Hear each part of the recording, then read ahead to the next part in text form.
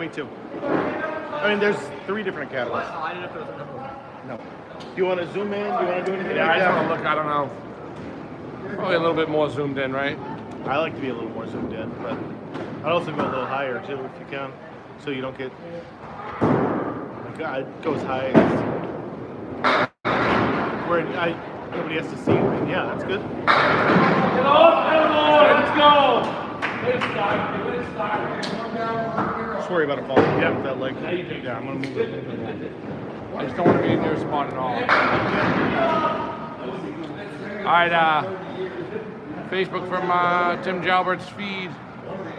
Tony Levesque is actually also on TikTok and YouTube. So you will hear Tony talking a good amount, and if you have a question, Tony will probably answer it for me, so I might not be at the feed much. Thanks, Tony. No problem, Tim. Hi, everybody.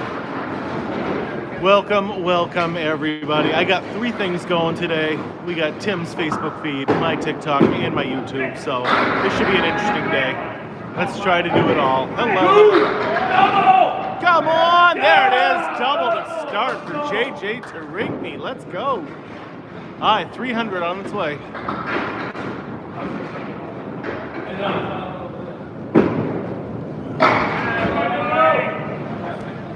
Double strike to start it up for JJ Tourigny. Who is this guy? Riverwalk on fire to start it up. What's going on, David? Good to see you. Rick, if I haven't said hello also, good to see you, buddy. That's always the goal, is to be on ESPN next. Austin Barnes on the right, John Starner up on the left. Austin Barnes slightly off to the left there. Starner also to the left. Got a lot more action on his though.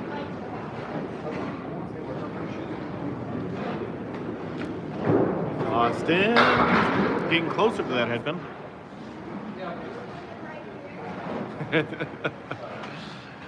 This is definitely the best kind of bowling. And then you get the pro bowlers, so you get to actually see good bowling instead of just having to watch me. What's going on, Tom? Good evening, buddy. Good to see you. Austin Barnes going right behind them all. I mean, we should be in prime time on the Ocho. To be fair, we should be prime time Ocho.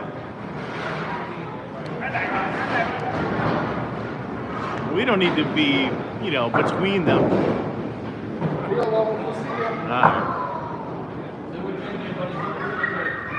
Austin Barnes still off to the left just a little bit.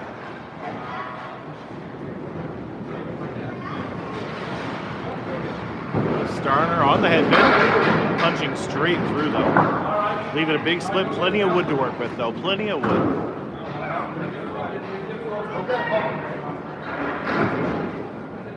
Austin all over the headpin on that one. Looked good. So Starner's probably going to go for the 3, and then one of those pins should go over there and hit that 7. Ooh, doesn't. Tim, good to see you. Yeah, well, we're here every single Tuesday and Friday. Unless I'm on vacation, then you don't see me for a little while, but... Ooh, no luck with that shot. All right here. So we're at Riverwalk Lanes in Amesbury, Massachusetts right now. And we get the Pro League on Friday nights and my regular league on Tuesday nights.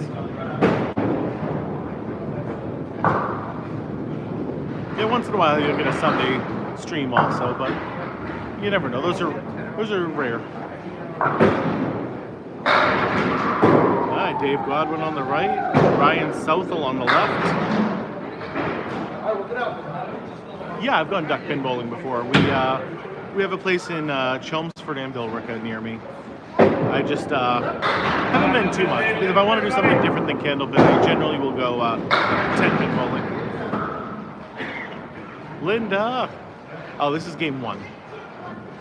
What's going on, Jill? Good to see you. We literally just started. Mandy, happy Friday. Good seeing you as always.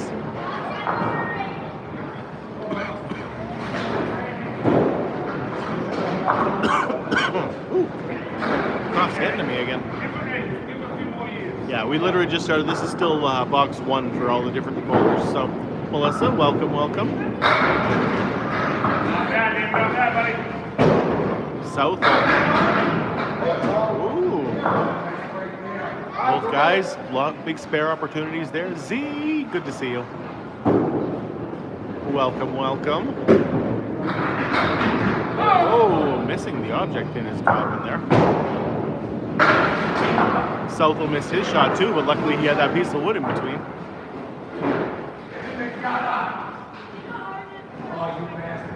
Someone's got to get down there and grab that pin, just to make sure.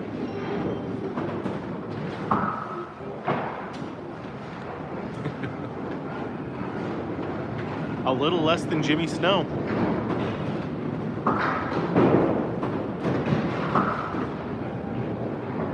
Yes, this is the Scratch Pro League, yes.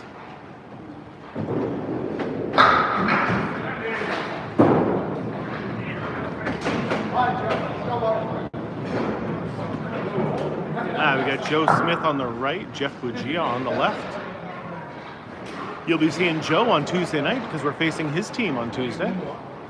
Here we go, Jeff. Classic tub thumping right there, Pumbaa.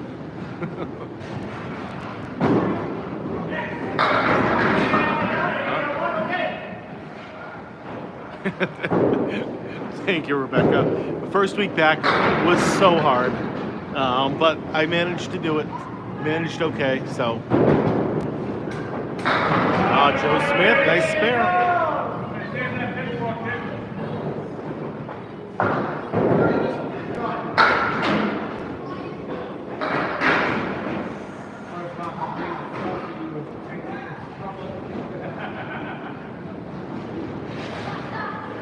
That is very true, Big D. That is one of the fun things about Candlepin bowling. We get to use the fallen pins to make our spares and our tens. They're doing their best, Chris. Oh, good start there. Nice 9 fill for Joe Smith. I did. I went worse. I got worse every single game. It's terrible. I did not bowl well that day. Joe, 2 spares to start it up. I like that. Yeah, that one doesn't want to fall. Jeff Buggea missing the object bin, not by much though. Did not miss that one by much.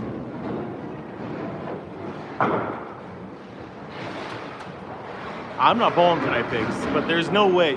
I can't believe I bowled a 69 the other day. I'm happy to be back, Bunker. No oil on the lanes. Nope.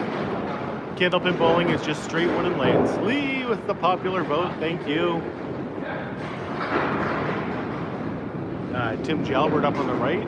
Mark Ricci on the left. Sarah, how are you? Always good to see Sarah. Yeah, not too much right now. Doing the Pro League tonight. I'm going to a concert tomorrow, so that'll be fun. Looking forward to doing that. You did bowl a 50, Jeff, but that was your first time back, so that doesn't really count. As that is that bad.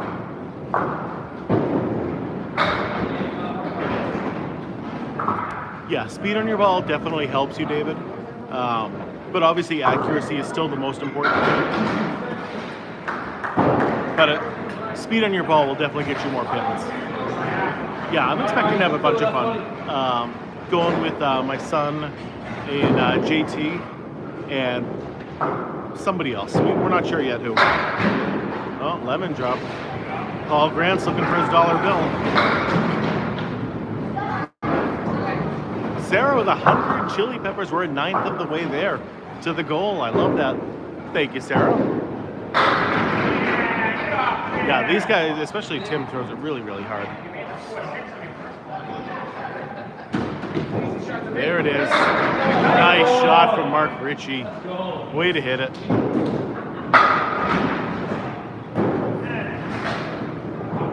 C with 20 chili peppers. Thank you. No, for the most part, we don't go 10-pin bowling. just generally because it'll mess up your arm. When you go and throw a 2-pound ball normally, and then you throw a 15-pound ball, it just messes you up a little bit. Keep it rolling, fellas. Come on.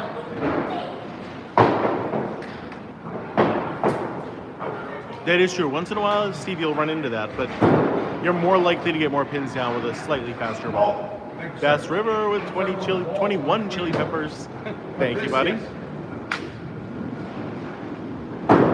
JJ on a double right now. 300 on its way. No fancy pants tonight. That is the other team. Come on. Triple strike to start it up. Let's go. Unbelievable start there for JJ Tourigny. Perfect game on its way. 9 more.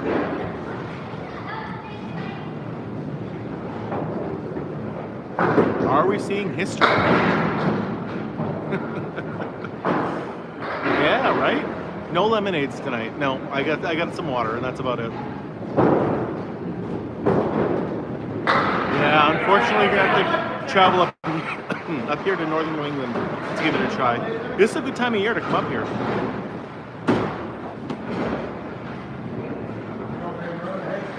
Yeah. JJ Tourigny on the right.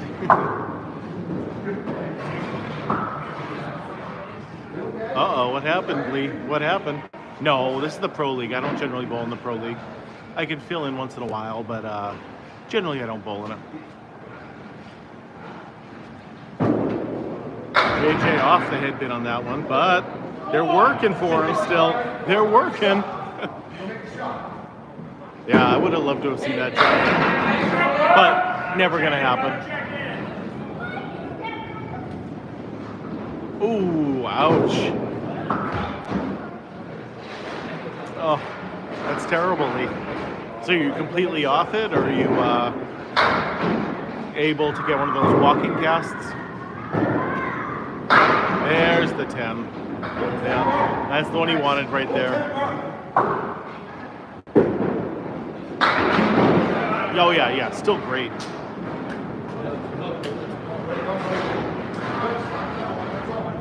Through 4, he's at 84 already. So,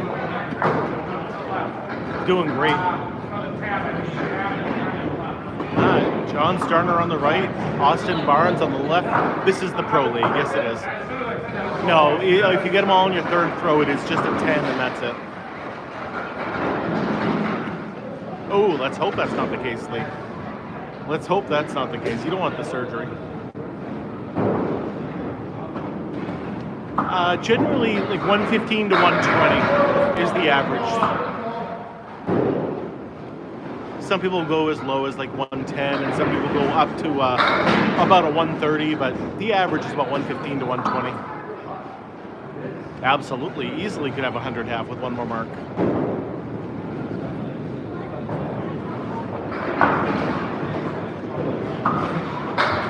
Oh, are you making excuses already, Lee? We're not even going bowling anytime soon, and you're making your excuses. Yeah, these guys are extremely good, yeah. I mean, this is the Pro League, so you expect these guys to actually be good. Ooh, nice try. Hello from Central Illinois. Welcome, welcome, buddy. Good to see you. Academy 2 is bowling against Riverwalk, the home team. Riverwalk Lanes is in the black shirts.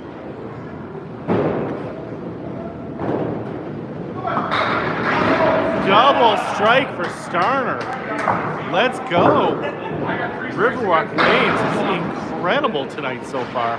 Absolutely lighting it up.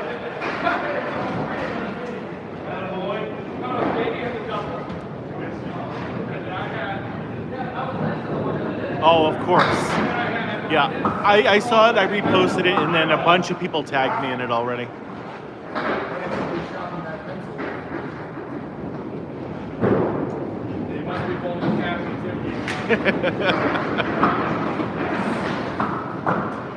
Never seen this side of them, Tim.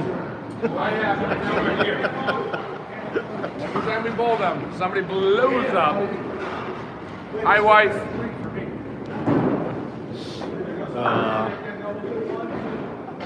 Yeah, Ricci is very good. We got Ryan Southall up on the right now, and Dave Godwin on the left. I mean, you have to be that accurate. And also, these are the Pro Bowlers, so they are much more accurate than like my league, or even the Sunday league that's much more casual. Hi, husband.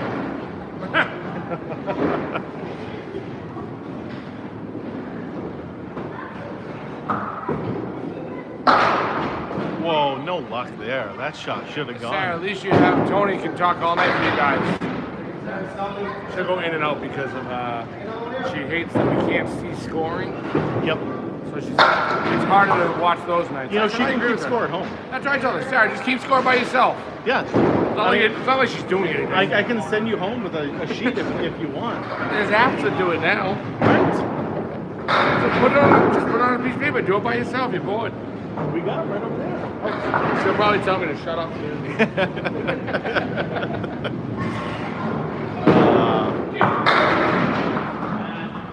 Yep. Other people are saying shut up. Yeah. Yeah.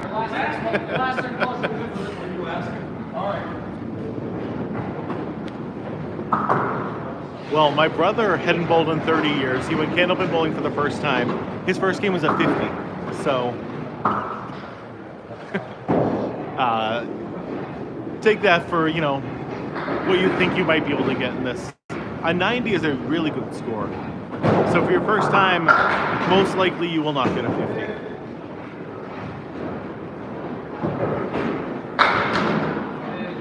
50. It is much, much harder than it looks like.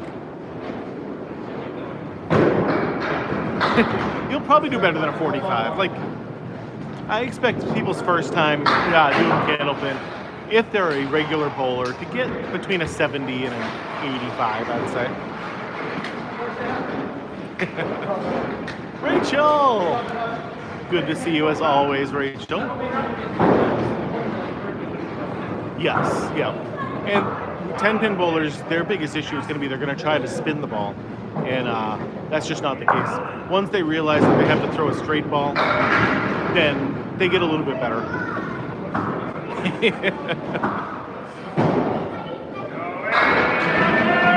I am. I'm feeling really good right now. Sully, what's happening, buddy?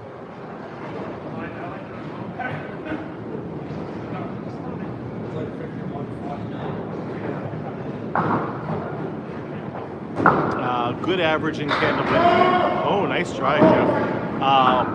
100. If you can average 100 in most leagues, you're going to be one of the best bowlers in your league. If you can average like a 115 to a 120, you can bowl with these guys. And if you can average a 135, you'd be the best in the game. Yeah, doing great. Hanging out down here, watching some pro bowling. Tomorrow, I head into the casino. Gonna go see Meatloaf in concert tomorrow, so that should be a lot of fun. Even though he's passed away, the band is playing with a different lead singer, so it's basically a cover band at this point. But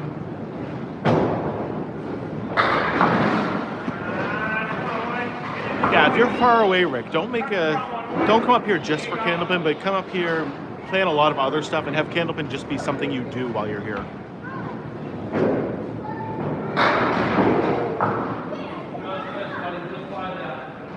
We're going to Foxwoods.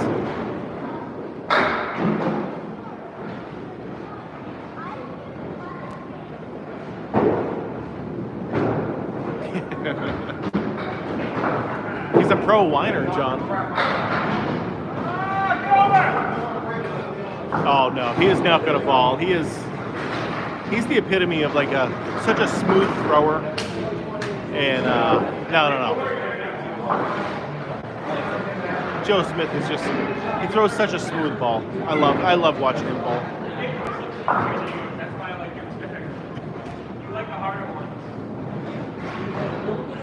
Yeah, like I always say, the game at Fenway is great. Going up to New Hampshire, hiking in the mountains, fantastic. So many good things to do around here. Hey, Montreal's always a fun place. Don't get in too much trouble. Don't get arrested up there. That's where Max went while he was still in high school, and had a real good time up there.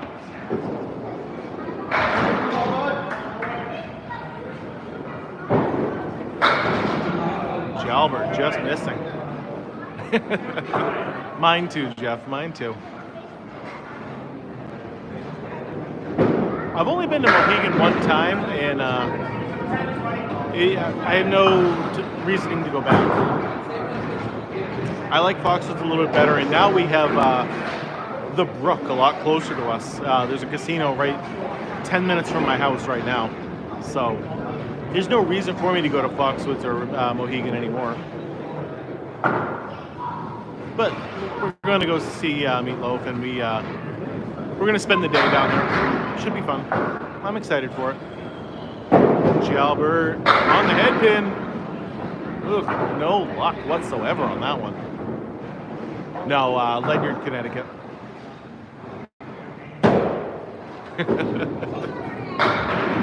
Oh, he's left with the high-low shot.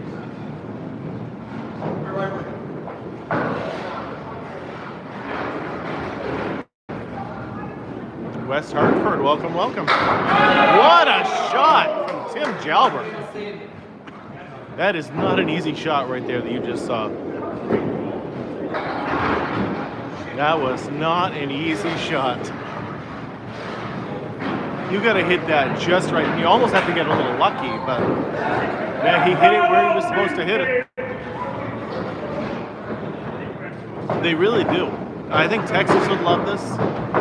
I think most of the country would really like it. Well, Todd, happy birthday. If I don't see you before then. Actually, on YouTube, everybody, you guys should all say happy birthday to Jeff L., whose birthday it is today. 40 years old. Now you can just stay where you are. I'm good. I'm just reading. Okay. I know that was pretty badass of a shot. That was an incredible shot. I'm shocked myself I hit it. Well, it's one of those shots where you hit it where you had to. Yep. But then you also have to get a little lucky. Yeah. And the other thought was that playing in wood, capping it down. But I like that pin. And if it came out, like I was hoping, that wood had to get involved. It was there. Yep. Beautiful. Oh, you think that's a highlight? Yeah, that's probably a highlight shot. I think so. Yeah, I was saying that about you, Jeff. Who did you think I was talking about? Buggea? No, I was talking about you. Silly. Yeah, I'm going to have to, Bunker Boy. Yeah, he had the 4, 5, 7, 8 and made it. It was an incredible, incredible shot.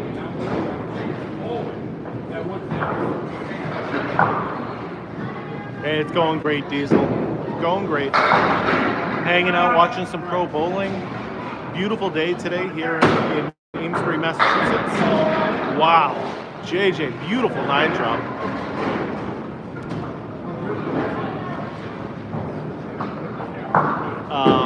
From myself, I made the spread eagle a couple months ago, and absolutely loved that.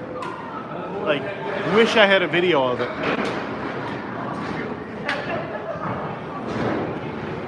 But C- had messed up my camera just for that one shot.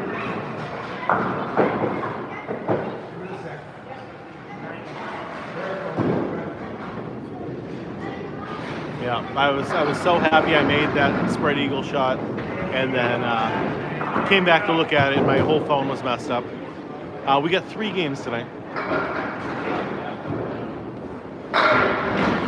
They did that again, Jeff? Don't they constantly do that to you?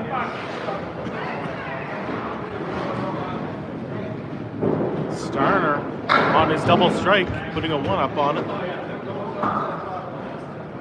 Well, maybe he can get the spare.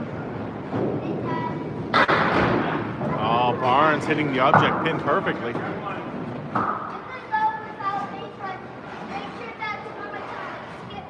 Were they looking for the same guy this time, Jeff? Oh, good ball there from Starner.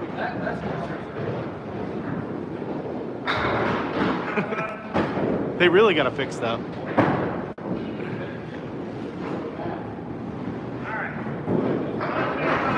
Starner with a gutter ball. Viper Gaming, this is called Candlepin bowling, and it is the best kind of bowling there is.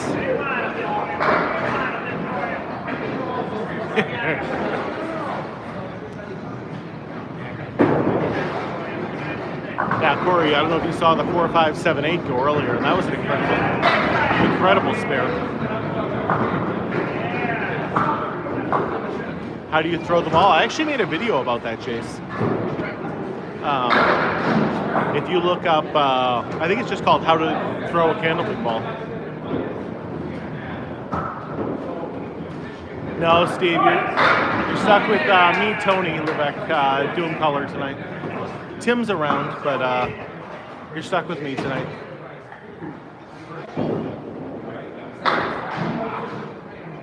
Ooh, 4, 5, 10, no wood. I love that. Yes, that was.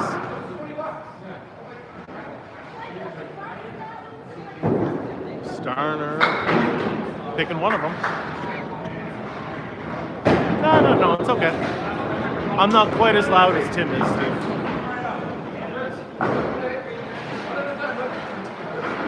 All right, Dave Godwin on the right, Ryan Southall up on the left.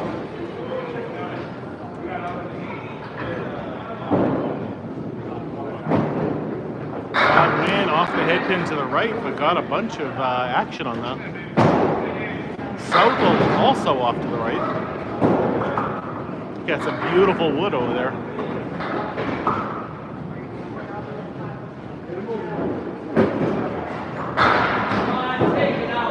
There it is. Enough speed on that ball helped.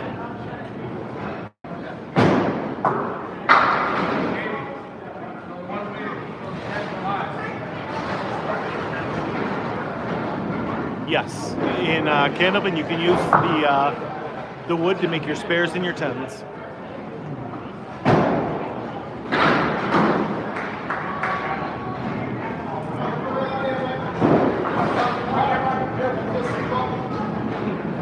Some of them lean sometimes. Lean up against the wall, but if they do, they're down. If they're leaning up against the wall. Godwin crushing the head pin. Leaving a split. Ryan Southall also crushing, leaving a split. I definitely like Southall's a little better here. Godwin's going to have to use that wood, I would imagine. Oh, nice try on that one. Nice try.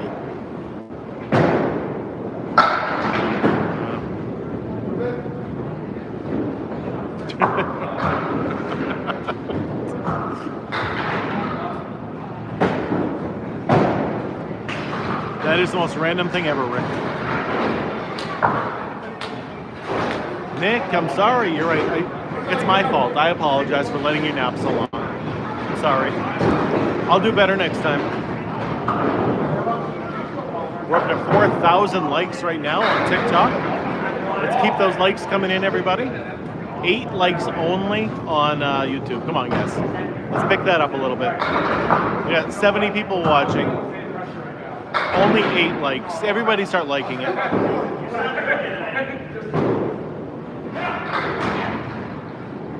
There we go. One person did. I love it, Eric. I love it. Oh, yeah. You missed JJ starting with a triple strike. You missed Starner having a double strike. You missed Tim Jalbert hitting the 4, 5, 7, 8 with no wood. There's some great shots already. We're early in the match, but there's been some good stuff.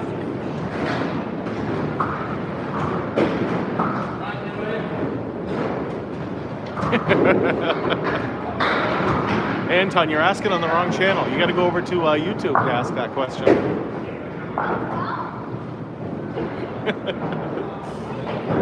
Jeff Buggea on the head pin. Okay, just left with the 7 pin there. JJ is still going.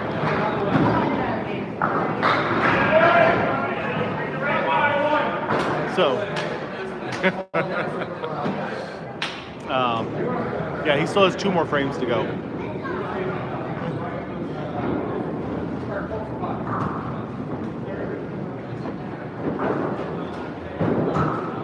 Oh no. Buggea throwing a gutter ball over there.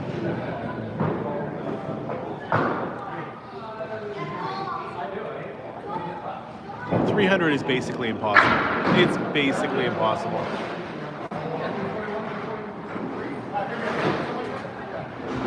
Mark Ricci on the left. Timmy Jalbert up on the right.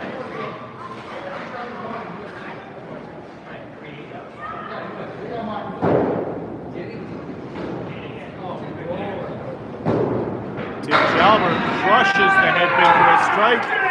There it is. Nice fill too, Anton. Thank you for the heartbeat. Always appreciate it. Mark Ricci says, "So what?" Says, "So what? I can throw one too."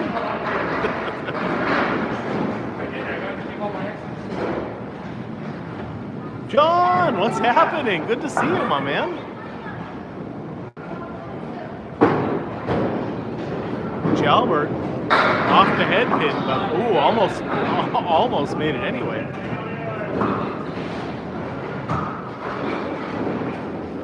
You missed 2 strikes actually then, Anton. Back to back. Jalbert misses the head pin on both shots.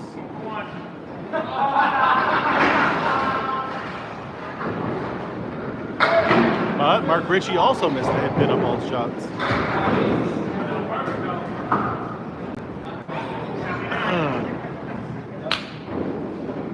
Gotta love the Pro League on Friday nights, John. Alright. Both guys hit just the head pin on their 3rd throw. It's gotta be. It's gotta be. Yeah, that's Tim Jalbert in, he puts some zing on the ball for sure. Alright, just switching all the balls over.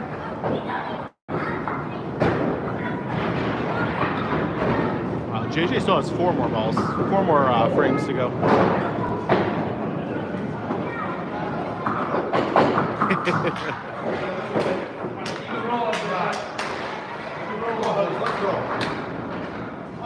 Right, JJ up on the right, Jimbo ayotte on the left. What was that?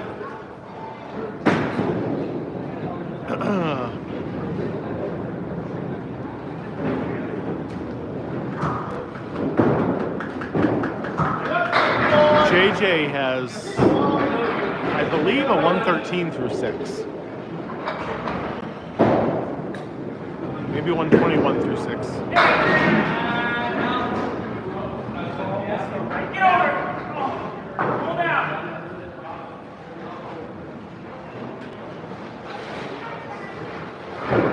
They're going over how to make this shot. That is a tough shot there on the right, so JJ does the smart thing and always ask your teammates for their opinion. Always helps.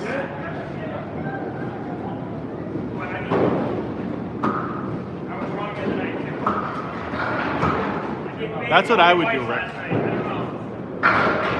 Oh, what a try. What a try. I mean, really, Mitchell, that's what it is, in my opinion.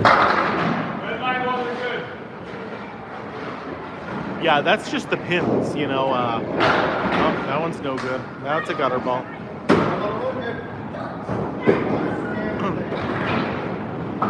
I mean, that's Candlepin bowling for you in a nutshell right there. No matter how good you are, the pins will always get you.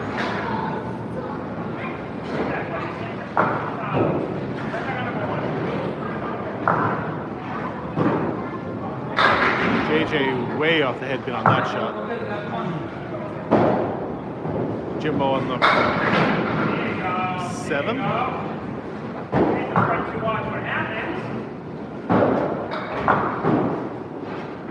Whoa, way off now.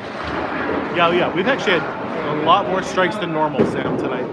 But this is not necessarily a strike game. This is more of a spare game or even like a 10 game. You don't see as many strikes as you do in 10 pin.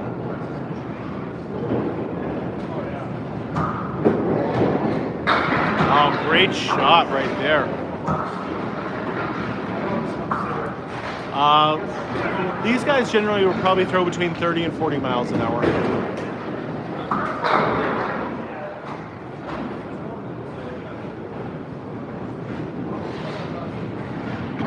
There has never been a perfect game thrown in Candlepin. 245 is the most that's ever happened, and it's actually happened twice. It's my normal mic. Sometimes though, I might have to unplug it and plug it back in. Starner with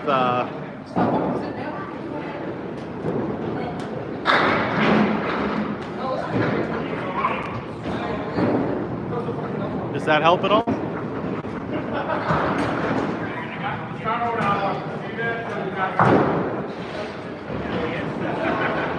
Austin Barnes all over it. Yeah, that sounds about right, Autumn. Joshua, what's happening? Yep, I just sometimes I have to unplug my mic receiver and plug it back in. Anytime it sounds different, just let me know, and that's generally what I have to do. Oh, I'm not bowling tonight, Josh. This is the Pro League. I'm just down here recording and hanging out, watching. Same as you guys right now. Oh, nice try from Austin Barnes.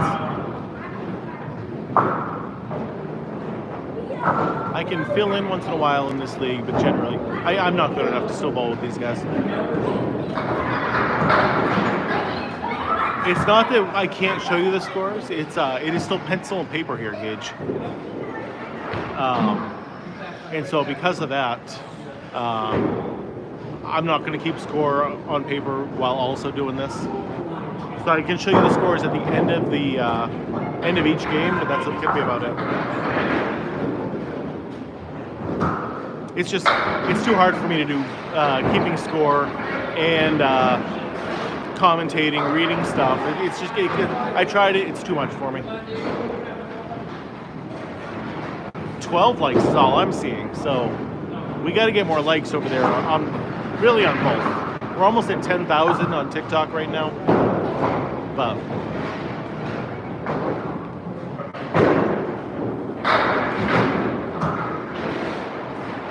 keep the comments coming, keep the oh, what a strike there from Godwin. Let's go.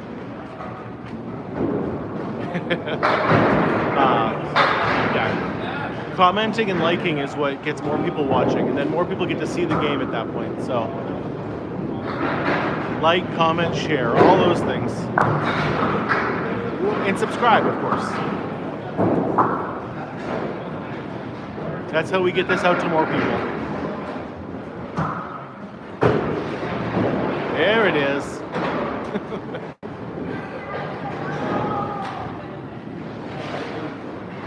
Bubs with the heart me, thank you. So this Riverwalk Lanes has been a bowling alley since the 1940s. The building has been here much longer than that, but they made this into a bowling alley in the 1940s.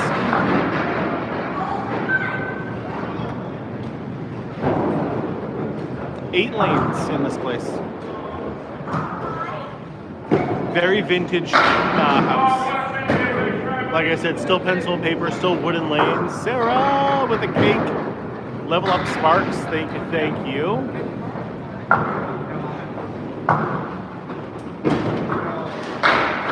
Godwin with the perfect shot, but doesn't want to go.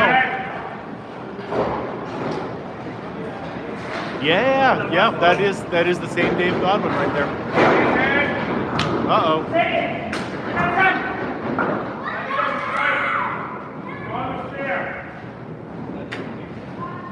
Never a good sign when stuff like that happens.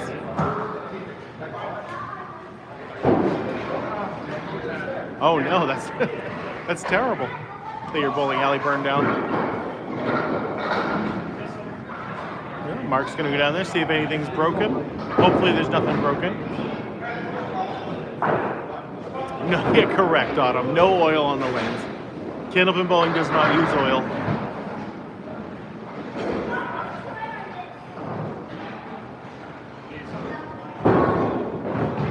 Unless he has great balance, but I'm pretty sure there's just no oil on the lanes.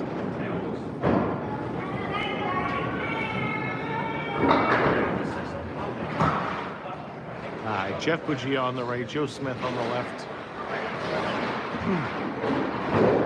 Buggea off the headpin.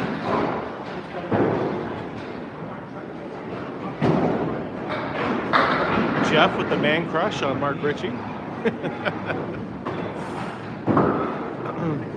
I don't blame you.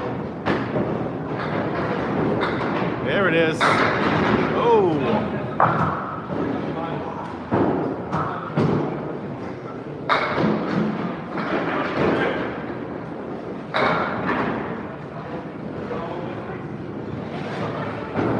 This isn't mini bowling. This is called Candlepin bowling, and it is the best kind of bowling there is.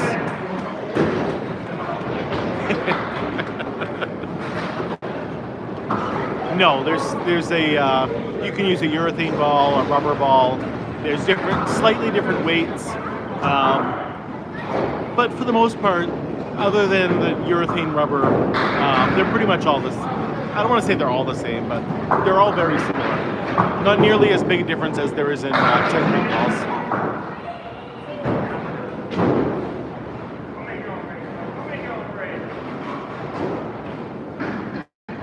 It did. The wild hog fat went through it. The vacationer is back. I very much enjoyed my vacation, but I did have to come back at some point.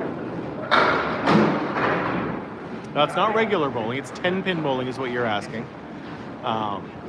Because in this area, this is regular bowling, believe it or not. 10-pin bowling is a rarity in this area.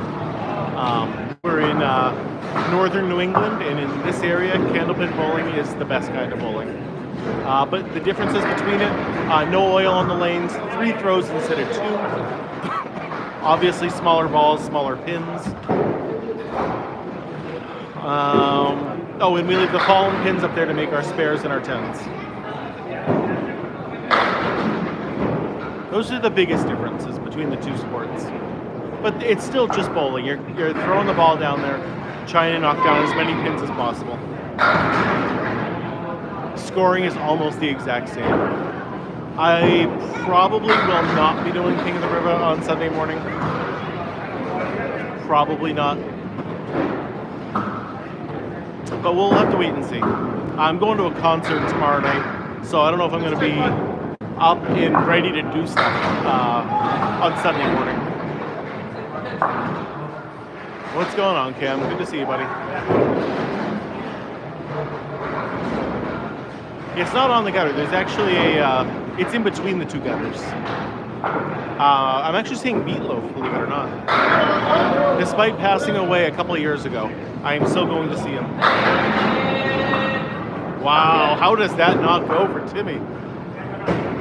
You could bowl two-handed, but it's generally not recommended because it's going to take speed off your ball. And the reason you throw two-handed in 10-pin is to get more spin on your ball. And generally, we don't care about spin. Yeah, that's Tim Jalbert. Very fast throw. Ellen, good to see you as always. Happy Friday. I mean, it's kind of a Meatloaf cover band. It's not, the lead singer is different. I guess it's somebody who won like American Idol or something like that.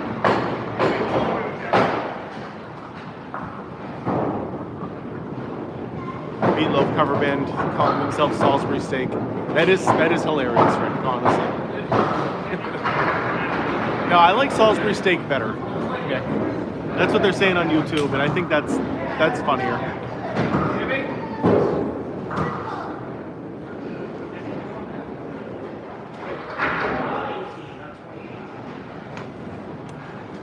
JJ. Jimbo with a strike.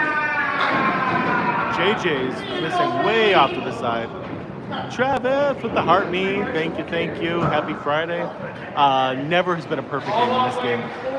245 is the most that's ever happened. It would just be way too hard to get a perfect game in this. I don't think it'll ever happen.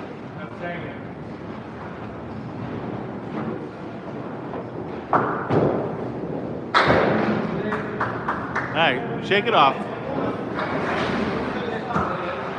Yep, they are the same length as a 10-pin lane.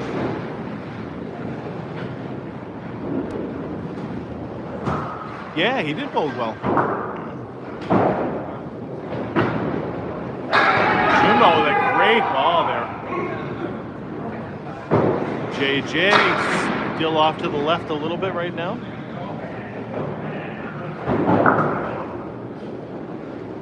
Yeah, I don't think a 300 will ever happen in Candlepin.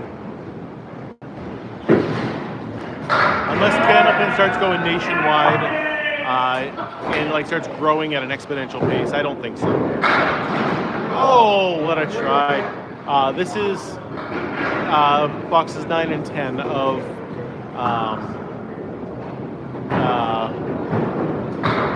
the first game. Yeah, you can pin that one, Trava. Hartmees do get the lives going to the FYP. There it is. Yeah. Hartmees are always the most important gift. If you've only got 1 penny, the Hartmees help a lot. So, always appreciate that. How old is this place? Yeah, built in the 1940s. We actually get to use the fallen pins to make our spares and our 10s. Because if you knock one on your third throw, it is not a spare. It's just a 10 and that's it. Candlepin bowling is the only form of bowling where you get to use the fallen pins.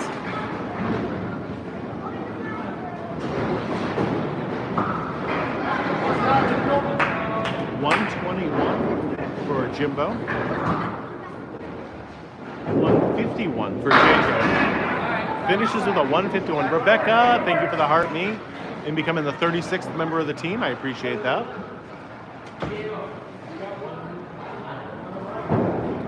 Starner all over the head pin there. Punching with a big split. I mean, my grandmother's sister used to own this place for many, many years. Me and Jeff's grandmother's sister. Mandy with the heart me also, thank you. Like Travis said, it is the most important gift people can send. So, always appreciate it. TikTok loves the heart.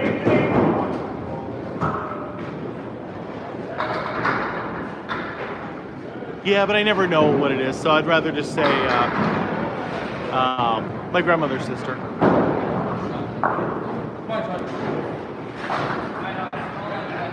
I don't want people to have to think about what a great aunt is.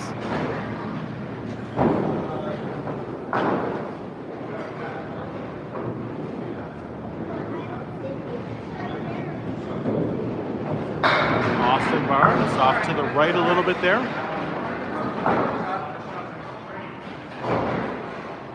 RB, what's happening, buddy? Good to see you. John Starner also off a little bit there, but the pins fall for him.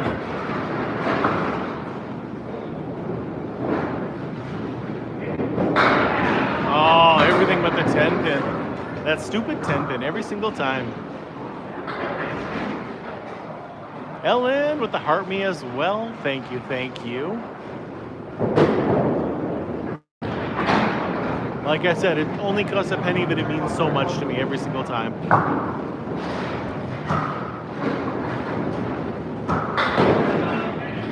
Joe Flacco, no. Where are we? This is Riverwalk Lanes in Amesbury, Massachusetts.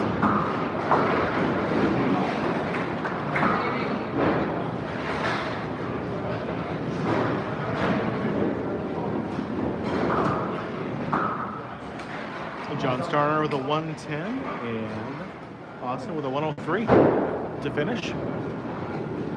Yeah, right up the road. We talk about Bill Ricco once in a while because we talk about the duck pin alley that's over there.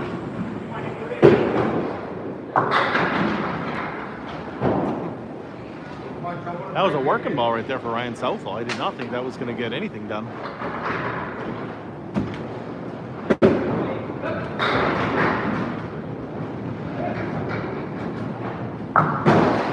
That's a good one. Ooh, this is off the head pin. 95 is a solid average in Candlepin, so.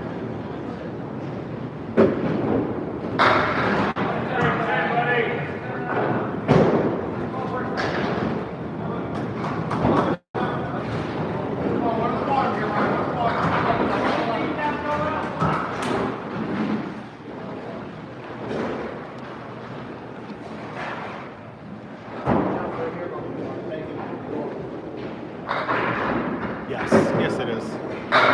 Whoop. 710, but lots of wood to work with. Let's see if we can make this 710. We are at River Rock Lanes in Amesbury, Massachusetts.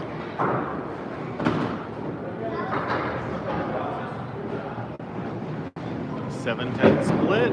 Oh, nails it. Let's go.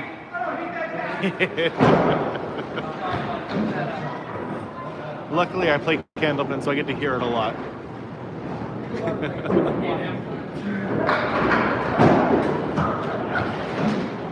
Oh, thank you, Susie. I always think people do it better than me. I like to talk to you guys, you know, more than I like doing the actual commentary. But I always appreciate the comments. Godwin. All right, got 6 on it. Not terrible. Not terrible. Godwin finishing with a 117. Great job. Ryan Southall with a rough game right there, but 2 more to go.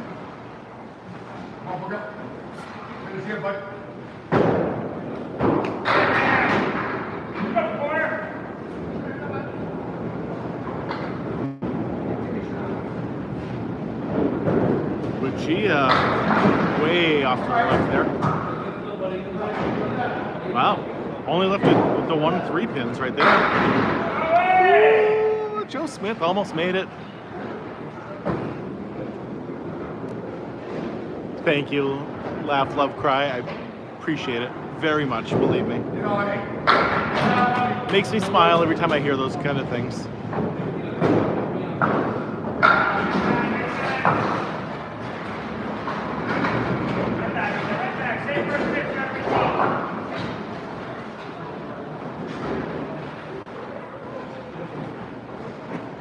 Oh, me too. It makes it so much more fun. It gives so much variety in your spares and your 10 shots.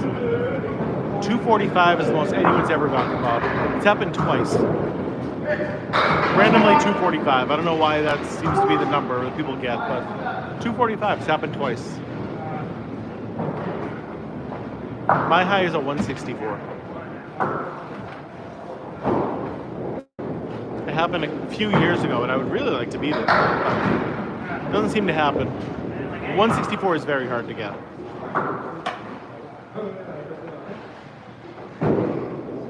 Buggea, everything but the head pin. What's going on, basketball? Good to see you, man. Jeff Buggea with the sloppy salmon left up there. Highest game I've ever seen bowled. That is a 204. Steve Walker is the only person I've ever seen throw a 200. And I bowled right next to him while he was doing it, and it was incredible to watch.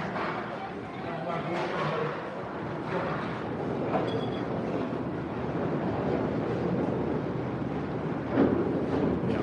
Like 200 games are so rare, and being able to see someone do it, I was pretty ecstatic. Oh, did you? Amesbury's a beautiful town, cold tacos.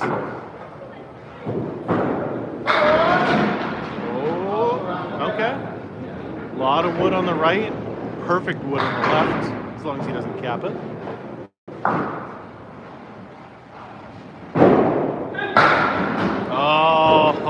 Oh, no luck for Timmy. There it is. Mark Ricci nailing it. Mark Ricci is the owner here at River Rock Lanes.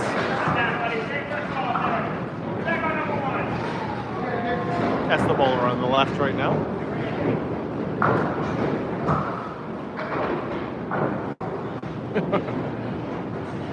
Cowboys are terrible in the playoffs.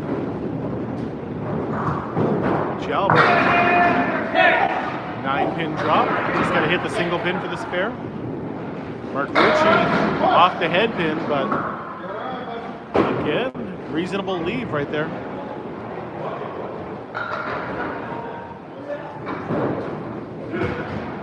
Tim Jalbert off to the right.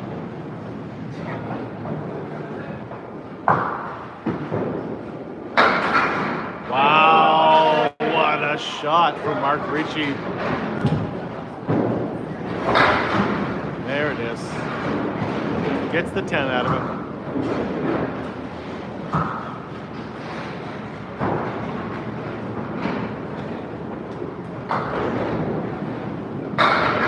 Wow, nice 9 pins right there.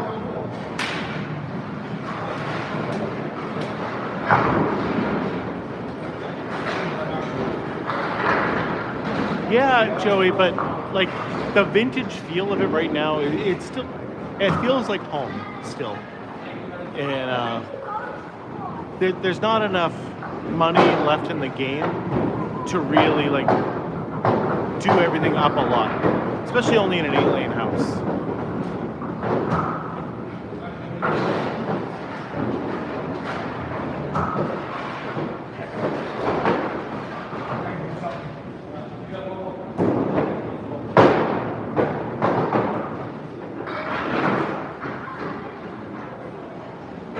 Yeah, maybe someday, but I don't think anytime in the near future it's going to happen. Nice. That was huge.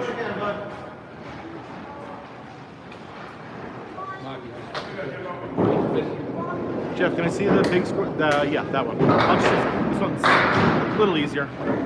Hi, everybody. Here's the scores from the lesson after they throw their first ball, so we don't miss a.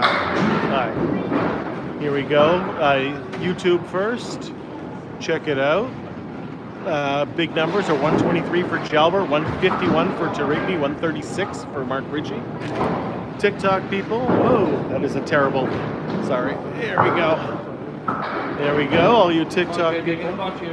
Check out those scores. Not too bad. This is a scratch event. And then there we go. Everybody on Tim's Facebook feed.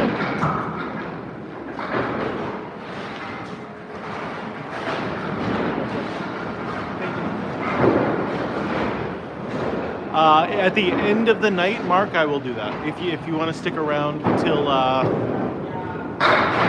done, just because I got 3 different tripods set up right now, and if I try to move this one, it's gonna be a mess. I'm gonna knock something over if I try to do that. But at the end of the night, I can definitely do that for you. If you're still here. If you're still here, great. Let me know, remind me, because I do have a terrible memory.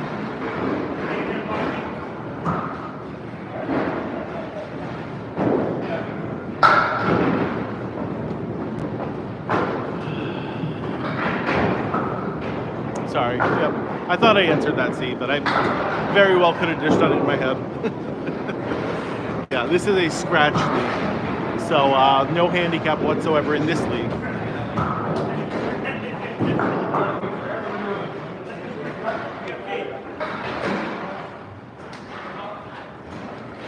That's what makes it a pro league, is the fact that it's a scratch it. So you want to get the 5 best bowlers you can to be on your team. Starner. There he goes. Great shot right there. Lanes are still 60 feet long, 4 feet wide. Same exact dimensions as a 10-pin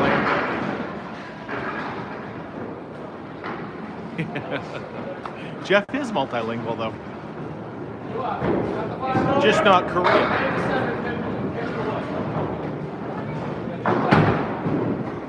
Starner. Get a nice shot for the spare.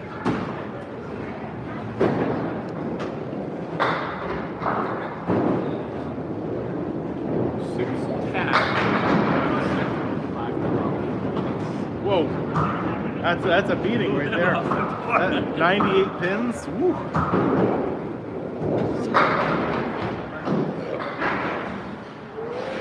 No, I'm Tony. I'm the real Tony.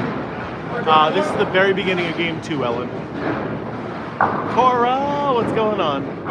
How'd you do on your test the other day? You said you were studying for it, that's why you couldn't hang out for a little while. How'd you do?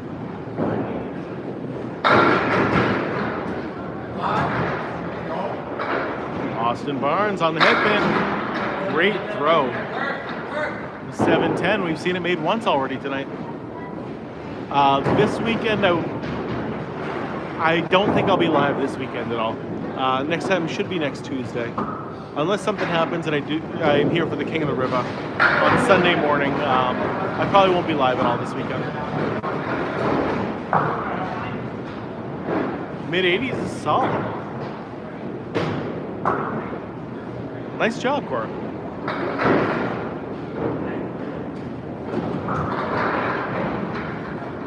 As a solid B student through school, I would be thrilled with a mid-80s test score.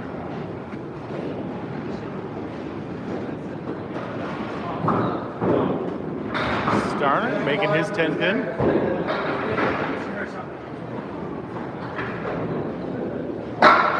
There it is. Austin Barnes getting his 7 pin.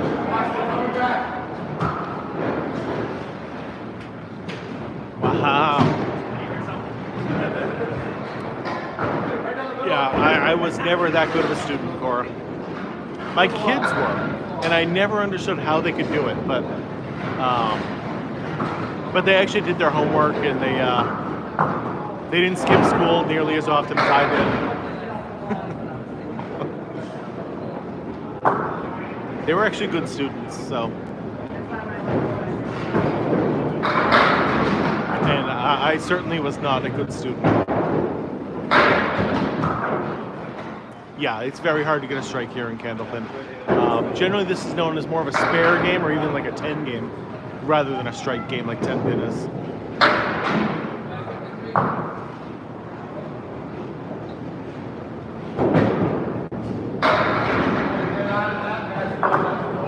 I think the record ever for strikes in a row is 6 or 7.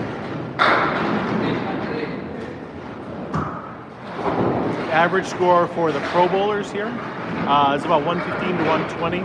An average score for a regular person is probably like 85. Hello, you.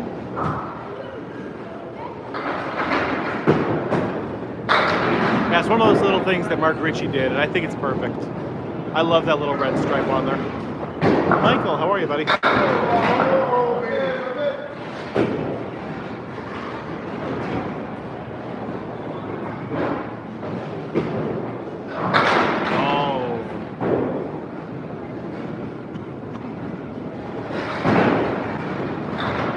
Who needs the wood, says Ryan. Goes right at the pin.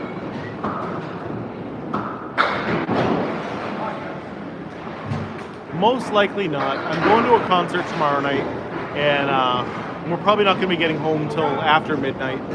And I don't know if I want to get up and start doing that first thing in the morning on Sunday morning.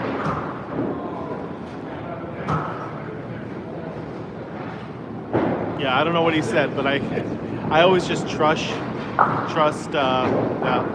Jeff did the right thing. Joe Smith on the head pin. Still falling for him, just the 7 pin left standing. Oh, someone said something. No, we haven't had too many girls on the around me, so nothing to report to my wife.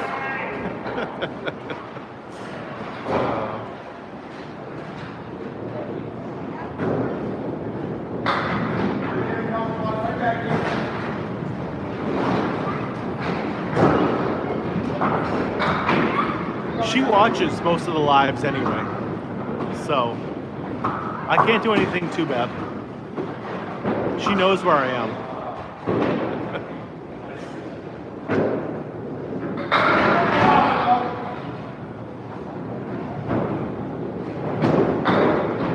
Joe Smith off to the right a little bit.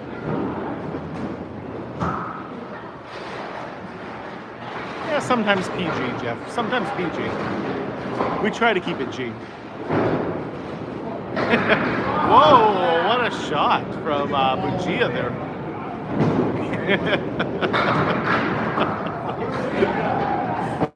I am not bowling here, Hayden. No, this is the pro bowlers. I'm just here watching the same as you.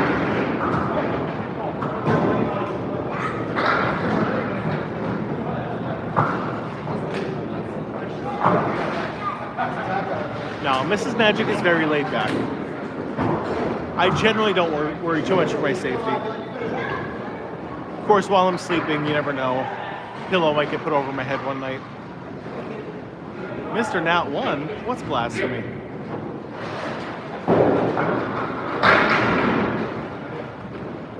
And Marie with the happy Friday. Thank you, thank you.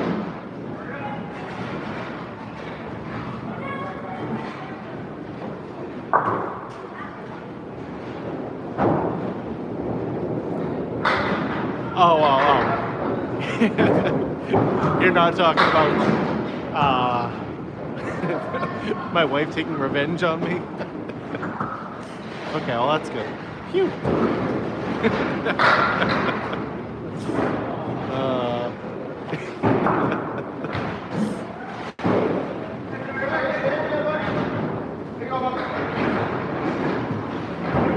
You're not muted yet, Mr. Nat 1. Nope, you're still good. Sarah with the team bracelet. Thank you, thank you. And to cheer me up. Oh, okay. The other team made the 710 with some wood. Similar position.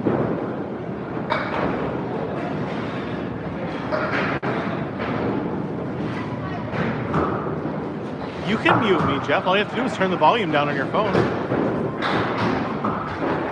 It's very easy for you to mute me.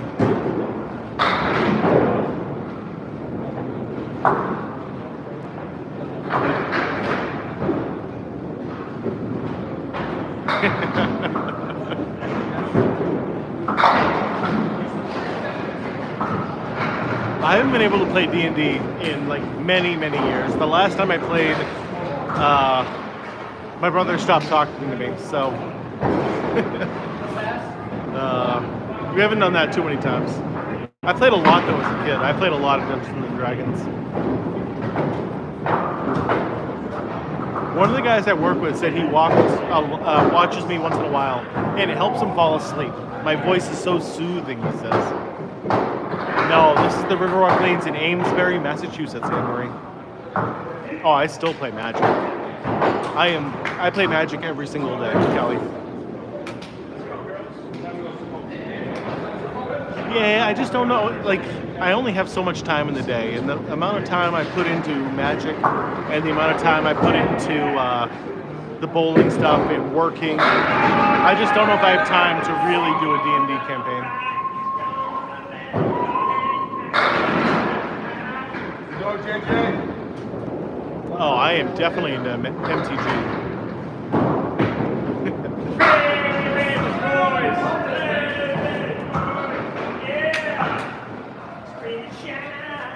I am quite good, yes, Jeff, at Magic the Gathering, yeah. If I had more time to put into it, like, I used to have a podcast all about it.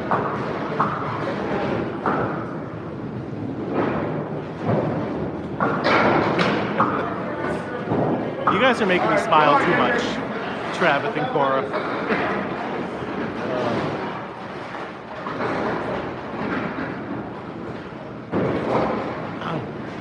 3 to 4 hour one would be a lot of fun. I could definitely do that. Like, just once in a while, do a 3 to 4 hour campaign. That would be a lot of fun.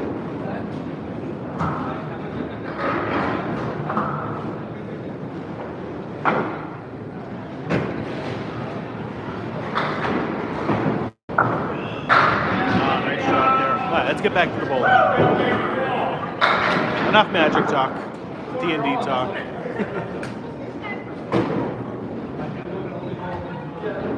Do you not have a time change, Travis? Are you in one of those random states that don't have the daylight savings time. I do Discord, yeah.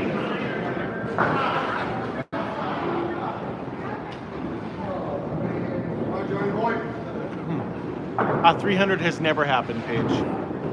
We've been around since the 1880s, and 300 has never ever happened. Hey, Kai, what's happening, buddy? Good to see you.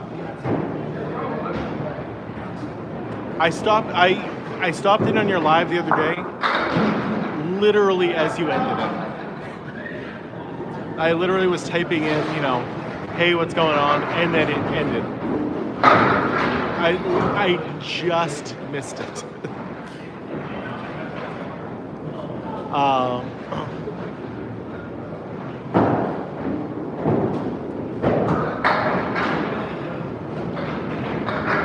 You just have to make sure you're consistent with your throws, Tim.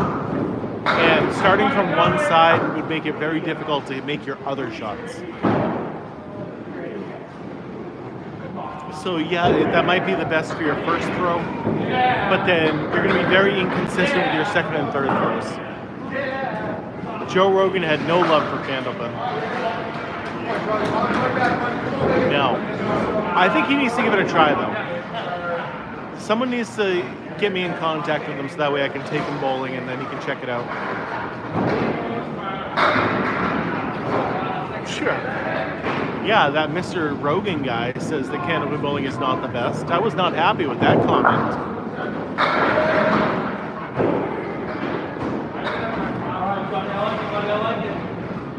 He was making fun of it. I wasn't happy with that.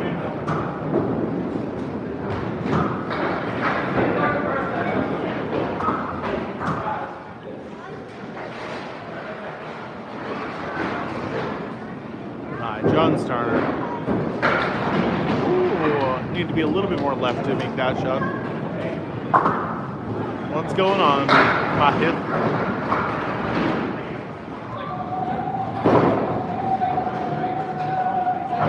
Amen, Joey. Spitting facts right there. I have no idea how he throws the ball like that. It's good to be young. It is good to be young.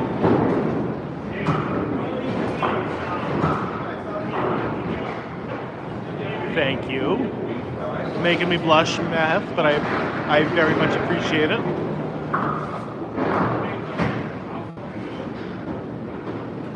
Just like Max. I don't know how Max bowls like that either, but...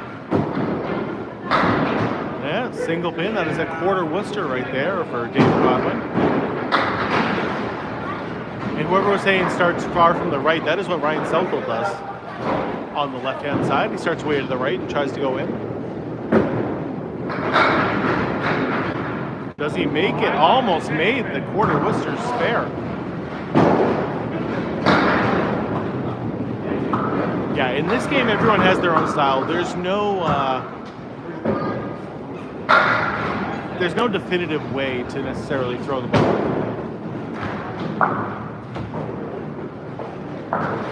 That's what it's called, Joey. It's half a quarter Worcester, which would be it's half a half Worcester, which would be a quarter Worcester.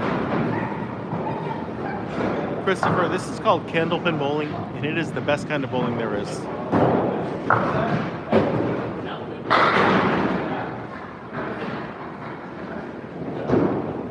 Ryan Southall on the head pin.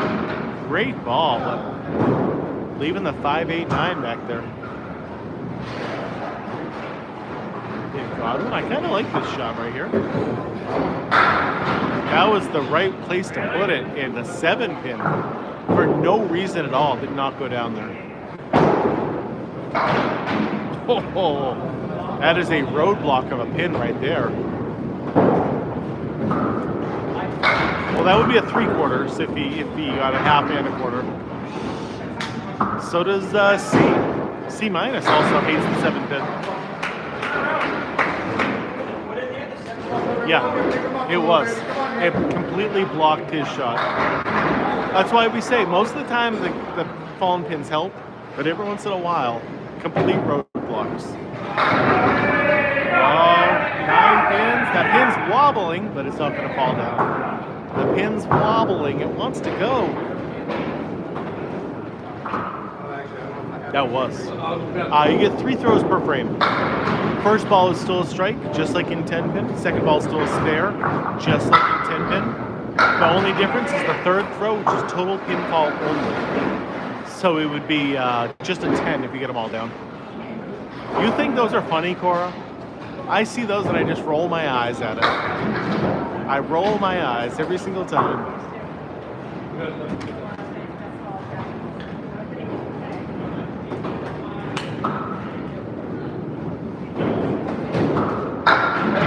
No, just the 1-5 is not a half Worcester. That's just a punch out.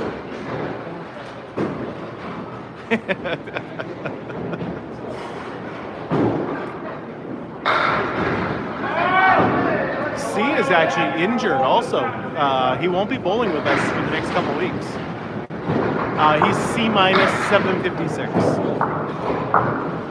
C actually got hurt on his last throw on Tuesday, and I didn't even know. He ended up pulling a muscle in his wrist, and he won't be bowling. No, it was his wrist. He says it was his last ball or last box of the night. He doesn't throw the ball. He's in a cast or something. He's gonna get all messed up. I don't know. So no C for the next couple weeks. He was popping some hip. That is very true. That's not a cast. It's one of those wrist braces that's like a full arm thing. So it's kind of like holding it in place. It's not like a cast.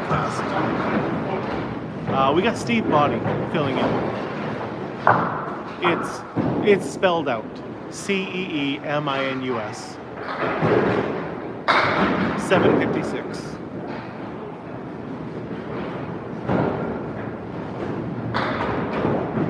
Ricci on the head pin.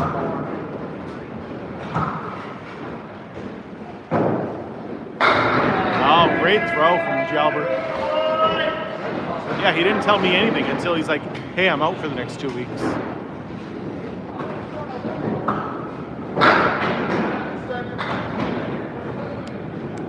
Tiffany with a bunch of chili peppers coming in. Thank you. Oh, ouch.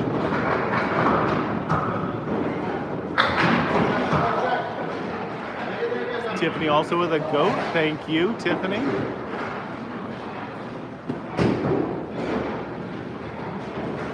Yeah, the quarter Worcesters happen if you throw it fast, usually.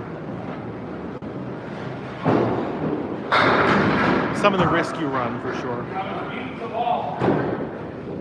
That's what it looks like. I don't know. I mean, I know roughly what he does for a living, but I don't know if he's just locked in the basement all the time or what happens with that. Looks like a terrifying place to work. Just remember, this place opens very, very late, Tiffany. So if you're in the area, I think they open at like 5 o'clock in the afternoon.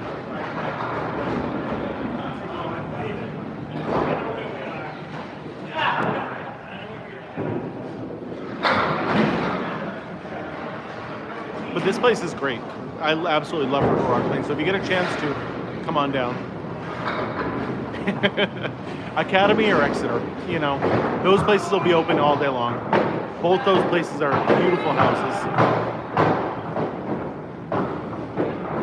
Mark's delivery is so smooth. Absolutely. What's going on, Renee? Good to see you.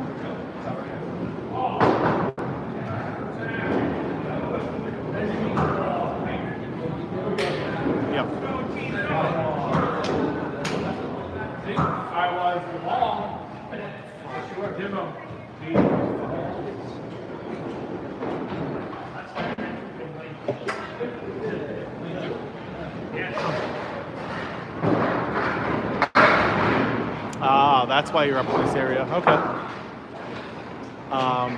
Riverwalk did win game 1.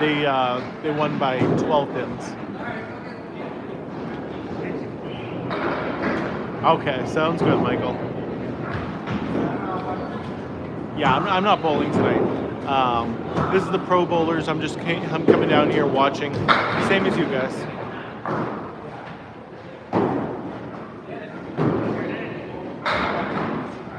JJ went from a 151. He's not doing quite that good this game.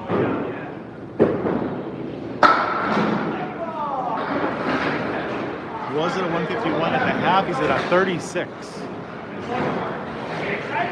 He's going after my 69 right now. No oil on the lanes. Nope. These are just straight wooden lanes.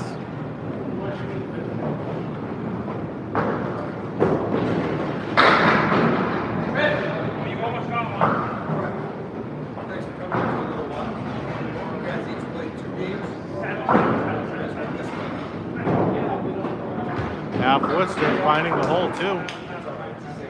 This is exactly what I did the other night.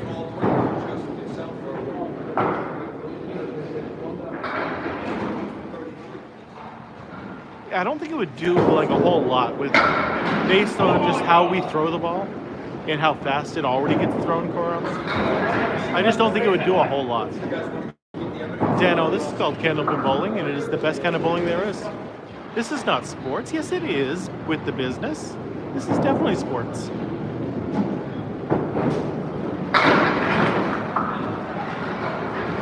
JJ at a 40 right now through 6.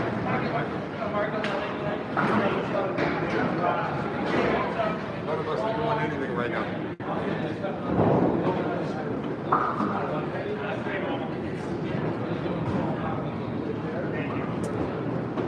If he is, just let me pan out for a little bit.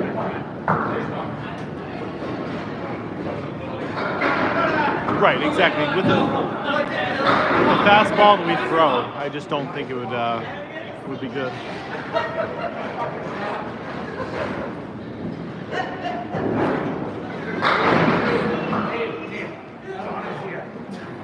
Just so you know.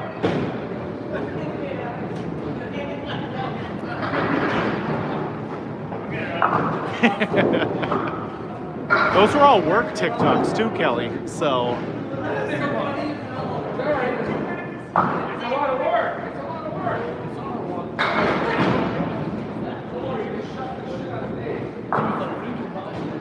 They can vary. They can vary from 2 pounds 4 ounces to 2 pounds 7 ounces.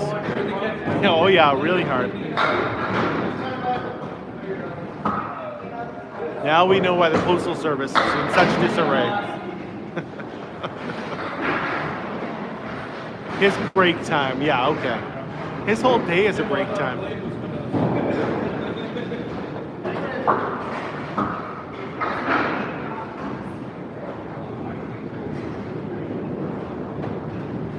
Alright, starner on the right-hand side. Missing way to the left. Austin on the head pin. Beautiful ball. Oh, that 4 pins rocking back and forth. Wants to go, but at least he'll get the spare out of it. Hopefully. Starner with a beautiful ball there. Leaving the 2 pins standing. 10 pins in the same configuration as 10 pin bowling. So if you threw 12 strikes, it would still be a 300.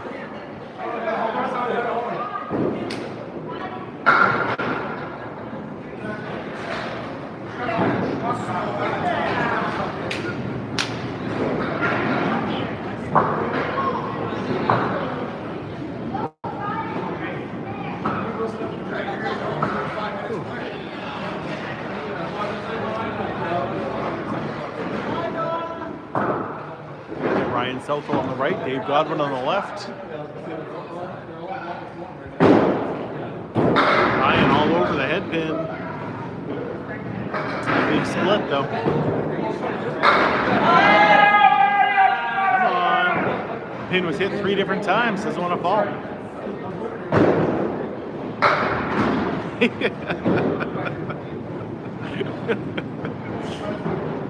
Jeff is king of the notepad for sure.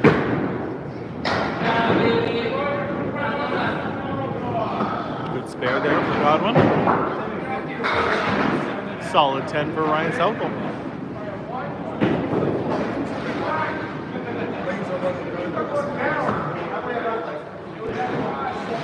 I do not get up at 3 on Saturdays. No, I do not. I know most bread guys get up on Saturday, but I don't. I don't work on Saturdays.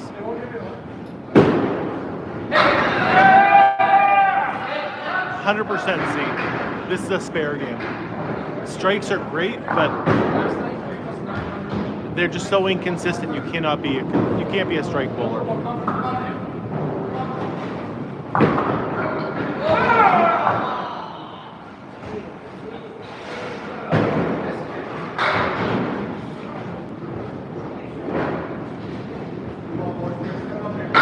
There's the shot for Godwin. Wanted that one the ball before.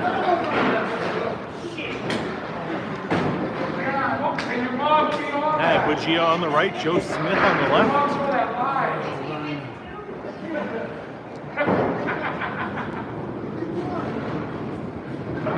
No, it's been a pretty quiet night, Rick, for new people in here.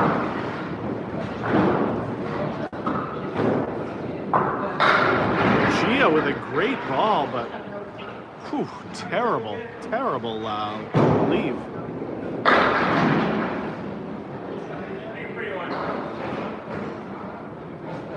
Nope, these lanes are the exact same length as a 10-pin lane.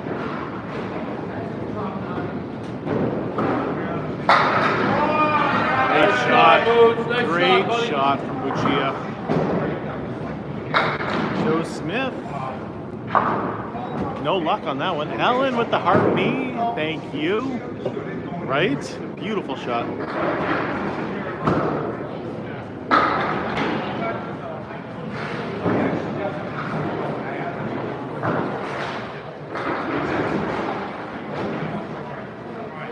And Rick, I like how often you comment also. The more you comment, the more likely we are to get new fans in here. They can be easier to pick up, yeah. Because oftentimes we get wood left up there. And the wood can definitely help, but sometimes, as we've seen tonight, the wood can definitely be a roadblock also.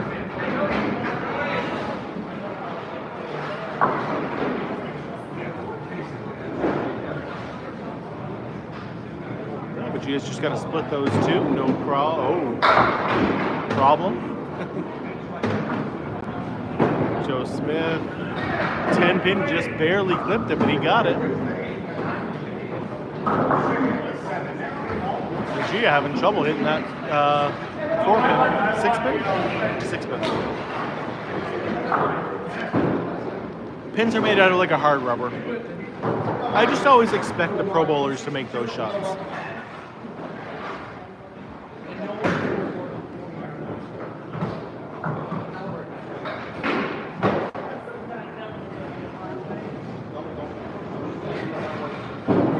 And they're a lot taller than you might think. They are taller than a 10-pin pin.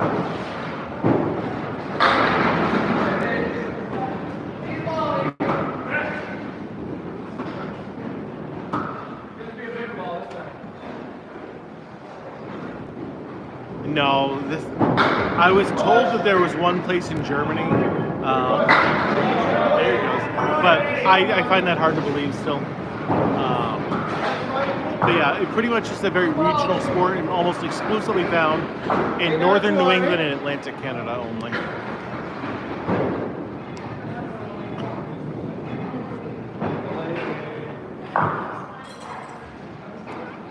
I'm just like one small step below that. If I could get my average up about another 5 pins, I think I might have a shot, Sully. But I gotta get it up there, 5 pins. That's about one more mark per game, or make more 10 pins, you know.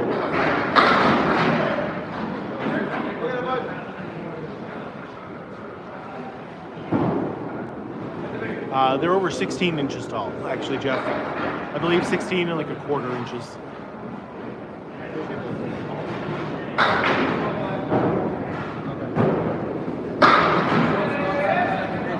Yeah, they're tall. They really are. Conrad, tonight we are at Riverwalk Lanes in Amesbury, Massachusetts.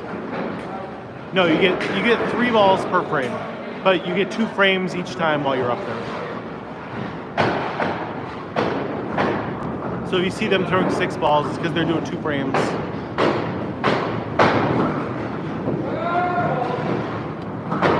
You don't believe me, Rick, when I say 16¼ inches?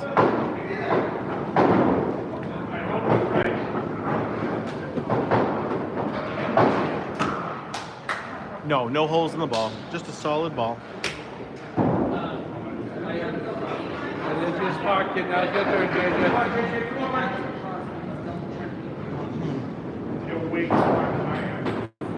Hey, Jimbo on the head pin. Beautiful ball. JJ having a rough time off to the side. That's okay. Randy, hello. Thanks for showing up. I always prefer 5 frames at a time if I can. You just have more time to get into a rhythm, and I like that.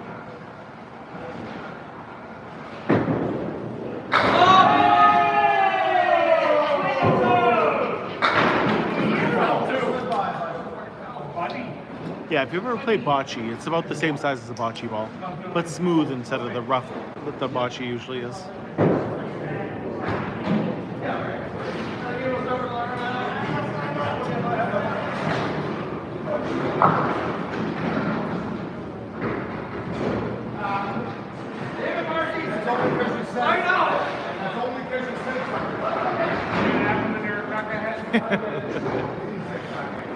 That's Gary.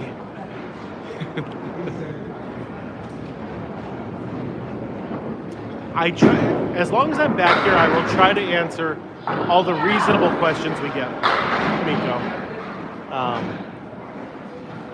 Because there's always somebody's first time watching Candlepin, and I really like, I want everyone to understand what they're seeing.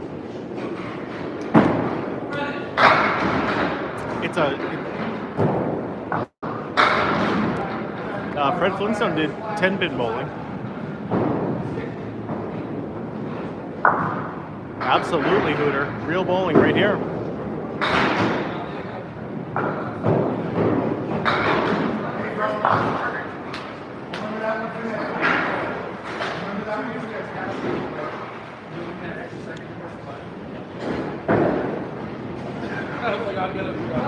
Yeah, unreasonable questions I just generally ignore.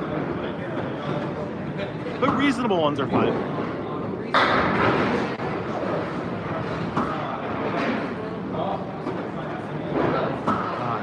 Austin Barnes, a little off to the right with that first ball. Starner taking his time. On the head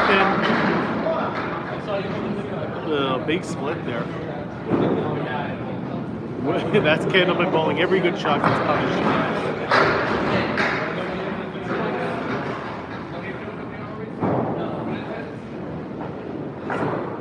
In Finland? I mean, that sounds like a gorgeous place. So yeah, I would go try that.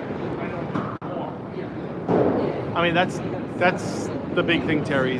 That is what's the difference really between the pro bowlers and the level below that. Hitting every the single pins that you can. It's a big help.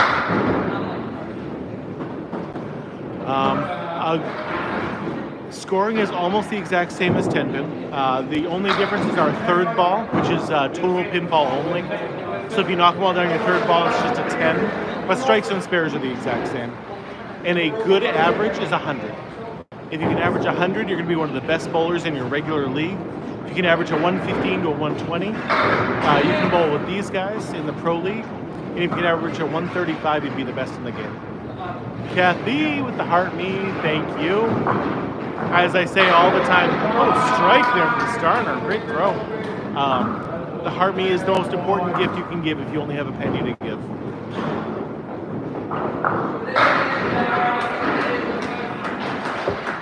Yeah, it might be the first strike of this game.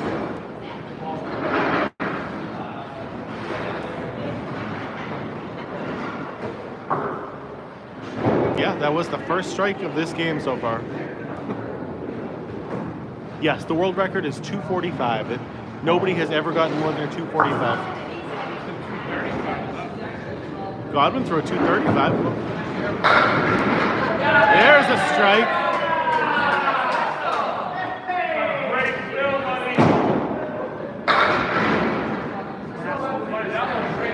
300 is the maximum. Yeah, it's just never ever happened. I mean, you got to put Candlepin first, Sully, but yeah. And you didn't even put the revolution in there. Duck pin balls are not 6 pounds. Duck pin balls are 4 pounds. It is, you would never be a 205 average bowler in Candlepin. It's technically possible, but it is so improbable, Miko, that it'll never happen in the history of the game, I don't think.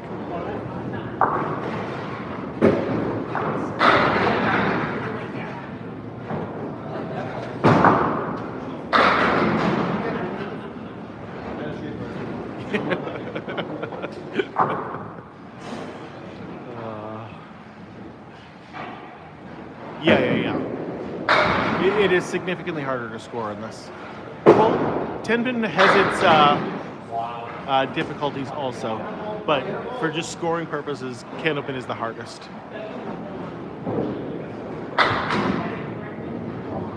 Kathy with 10 popular votes, thank you.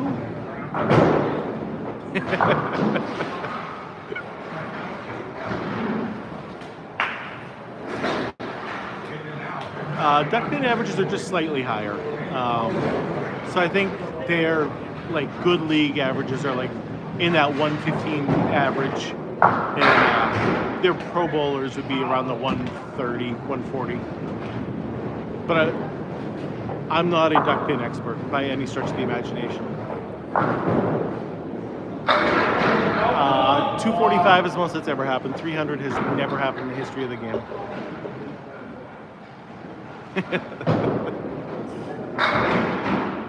Kathy with a galaxy. Let's go. That's a huge one right there. Thank you, Kathy.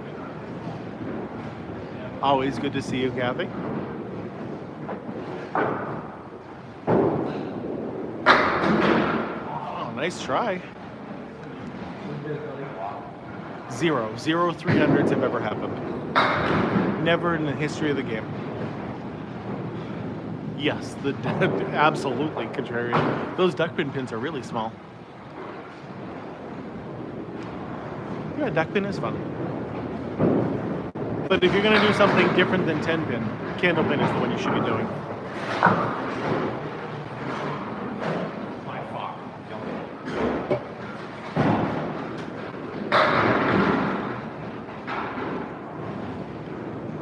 Joe Smith off the headpin, but I like his spare opportunity. Highest score ever recorded is 245. It's happened twice. Rachel with a galaxy as well. Thank you, Rachel.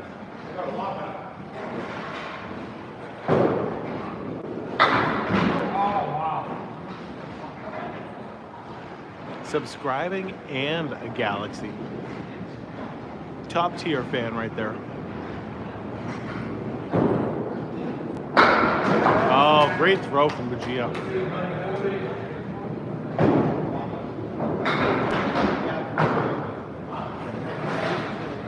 Ooh, Cora, make sure you take some videos and some pictures so I can see it.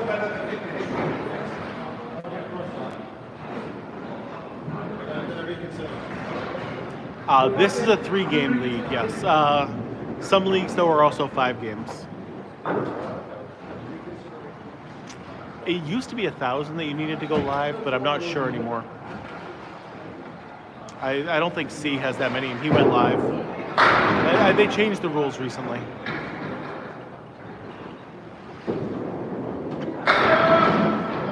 Yeah, the no sweep in between definitely adds variety to the spares. Z with the heart puff, thank you. Great throw from Jalbert.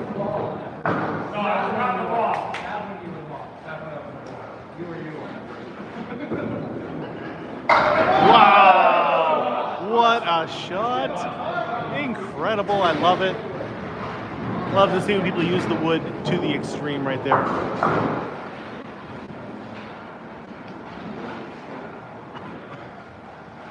Rachel with the hand hearts. Thank you. That was a great shot. Wow.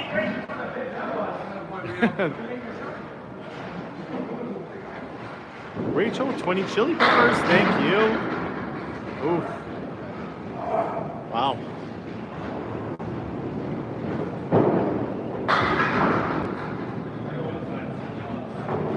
Yeah, that was Mark Ricci who made that shot. Yep. Is there a radar gun? No, but they throw it between 30 and 40 miles an hour for the most part. Wow, almost made it. That would have been a fun shot to see.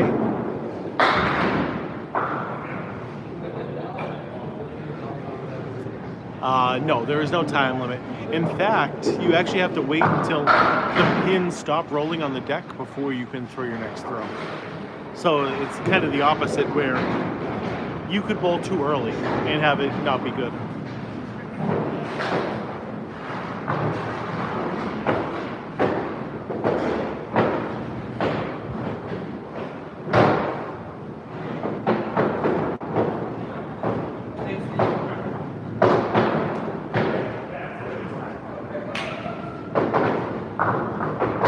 No, contrarian, I'm not bowling in this. No, this is the pro bowlers for Friday night. I just watch, same as you guys. Yeah, if you hit a pin while it's still rolling, I think it's a foul ball. I think that's the official ruling. I'm not 100% sure on that though. Are there fouls for going over the line? Yes. So there is the foot foul, and then there's the lob line. So if you go over the foot foul line, it's obviously a foul. If your ball doesn't make contact with the lane prior to that line that's 10 feet in, that's also a foul ball. Oh, that definitely happens, Cora. Well, strike. Generally, a 115 or 120 average is about good enough for Terry.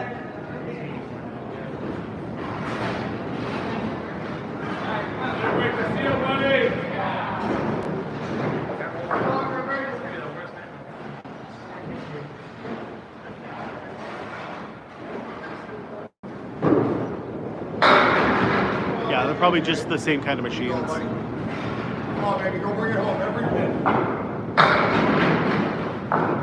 right, Jim, let it go, buddy.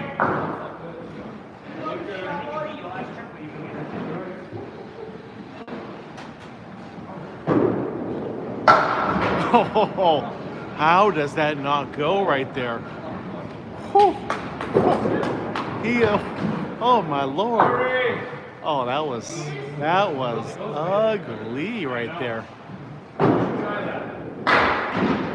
It was a perfect throw. That's 10 feet down. That is the lob line. Your ball has to make contact with the lane prior to that, or else it's a foul ball. Yep, Chris, this is the Friday Night Pro League, and it is very good scratch league. Travis with 100 chili peppers. Thank you. 2 to 3 marks a game, and then 10s the rest of the way, yes. Yeah, if you could do that, that would do it.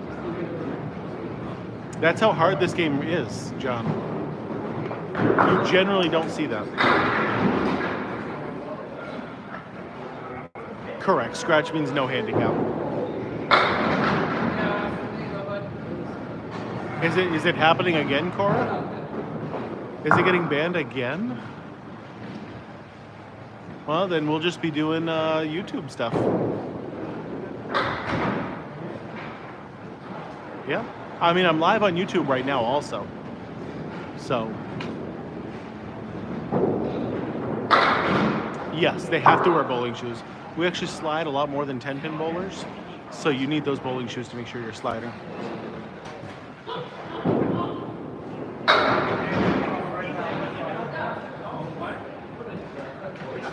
Hooking the ball does not help, no, because that actually takes speed off your ball, and in Candlepin you want more speed on your ball to get more pin action. Come on, Johnny boy. I know it's not the same in 10-pin, but they're two completely different sports. You're getting No, TikTok is apparently. Oh, it is?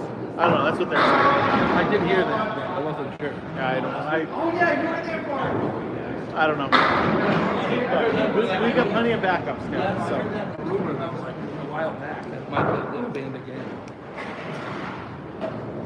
Trump signing an extension apparently.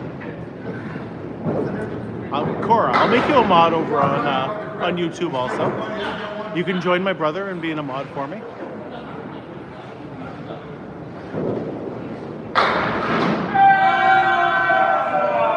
Come on! That pin's rocking left and right. Of course, Cora, I trust you. That's really what it is. It's about the trust in making sure, the people that are rude get blocked.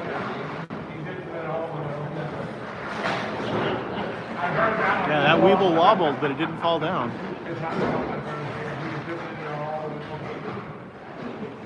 She can't kick you off, contrarian. You're at the same level she is. You're protected from up on high.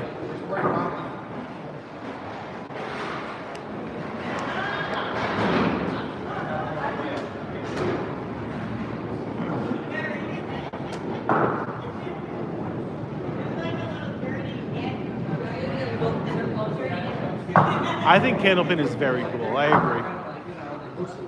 I wish they had this in Oklahoma as well. Unfortunately, it's a very regional sport, and it's not growing outside of this region anytime soon. Pins weigh 2 pounds 8 ounces, so every candle pin weighs more than a Candlepin ball.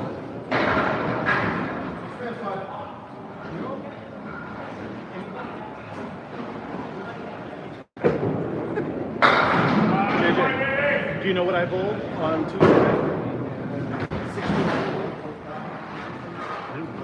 72. I know, I saw that. I was wondering if you were going to beat my 60. But man, I was ready to cry. Yeah. How did I do against Jeff?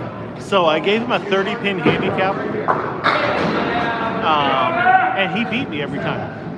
With the 30-pin handicap. I had a rough day.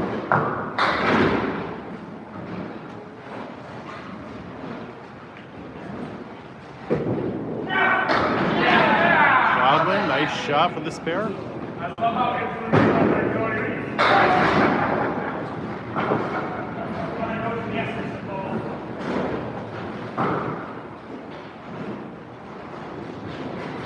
You should absolutely do that. If you can drive up this way, go into a game at Fenway, and doing some Candlepin and Riverwalk, like that doesn't sound like you can't get any better than that.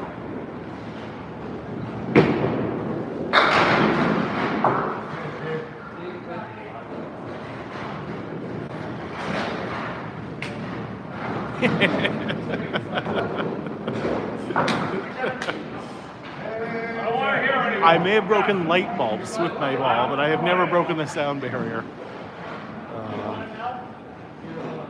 Yep, kids can definitely do Candlepin. It's nice and easy for them to throw the ball, which is nice.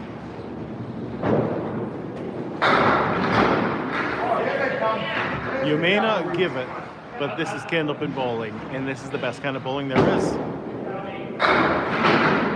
Stark weather with a couple shares, I appreciate that.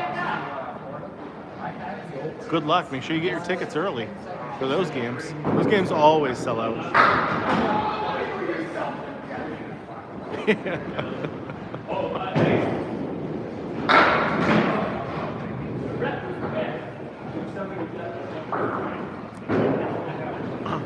The ball can weigh anywhere from 2 pounds 4 ounces to 2 pounds 7 ounces. But most likely, if you have your own set of balls, they're going to be 2 6s or 2 7s. Joe Smith on the left has a very nice, smooth throw. It's just a beautiful ball that he throws. One of my favorite deliveries.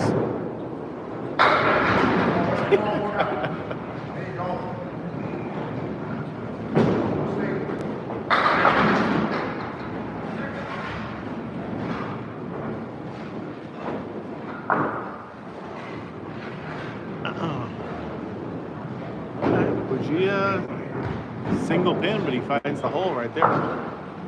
Yeah, super accurate. We're actually going to be seeing him on Tuesday night. His team is going to be bowling against my team on Tuesday.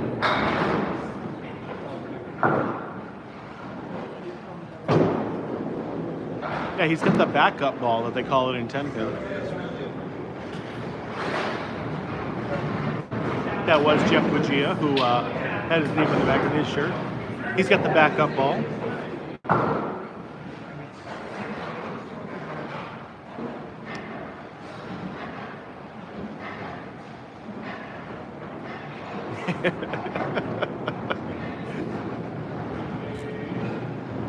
I mean, that would be my big five also, Nate. I think that's an accurate one. Mark Ricci. Leaving the 7-8. This will be an interesting shot, but he's got some wood to work with. I assume he's going to have to use that wood. I mean, have you seen, Nate, how many times I've worn the belt? Oh, nice try. Tim Jalbert finding the hole. Finding the hole.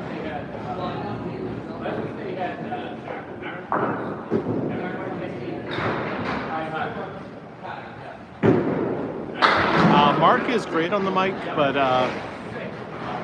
he's been pretty focused right now on the game, so I'm not going to bother him right now. Sometimes you can tell when he's a little more like friendly and ready to talk and ready to have some fun. This is not one of those nights.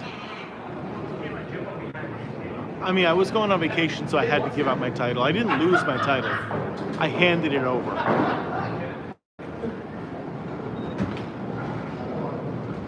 Oh, thank you, Contrarian. Yeah, I just want to put it out there. I did not lose my title of King of the River. I just gave it up. Let somebody else have it for a little while. Yes. 628. C isn't bowling in that, right? I don't know. I thought C minus was on that team. Yeah, he is, but he's injured. I just was No, wondering. he Dietrich must have switched. Yeah, probably.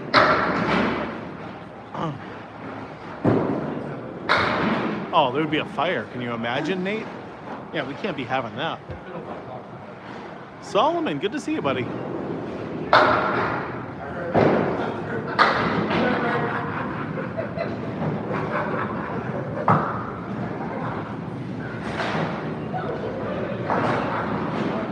If you notice, most people who stream bowling definitely don't do what I do. They don't talk nearly as much because it is hard. It is hard to do.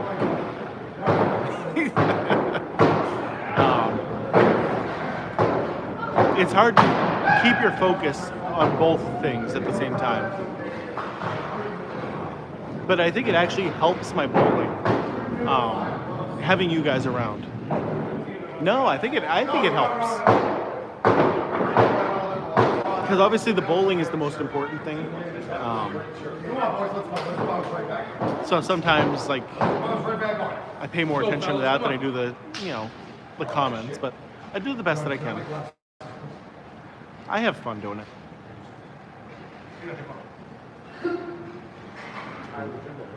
I will be giving you guys all the scores in just a minute. I'm going to assume Academy did, Sarah, but I will give you the scores in a second.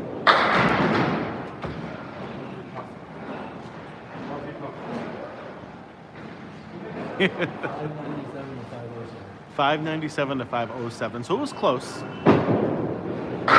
Take the small one. It's easier. Okay, here's the scores on Facebook, everybody.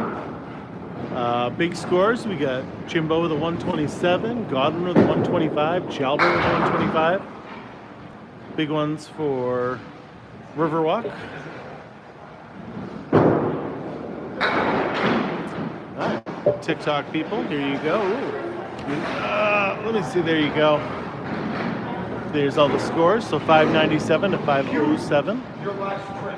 And then everybody on YouTube last. I got 3 different streams, so that's what we got going. Here you go, Mark. Thank you very much.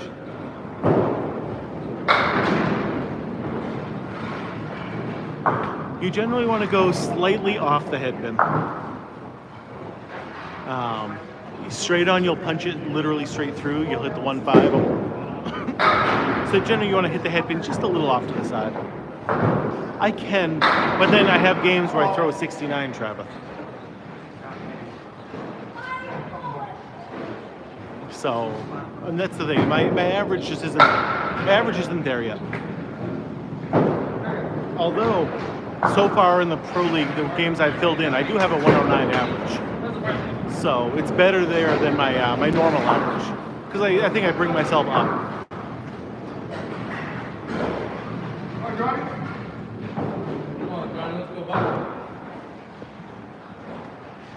Yeah, you're not sure of the prices? Yeah, generally, okay, so Riverwalk Lanes, I think, is one of the cheapest places you'll find. And here they have a special 3 strings for $14. And shoes are only $2.50 here. I generally say between $5 and $8 per string is about accurate.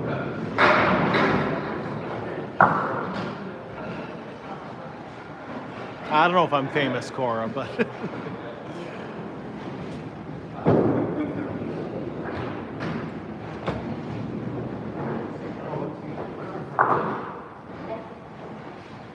yes.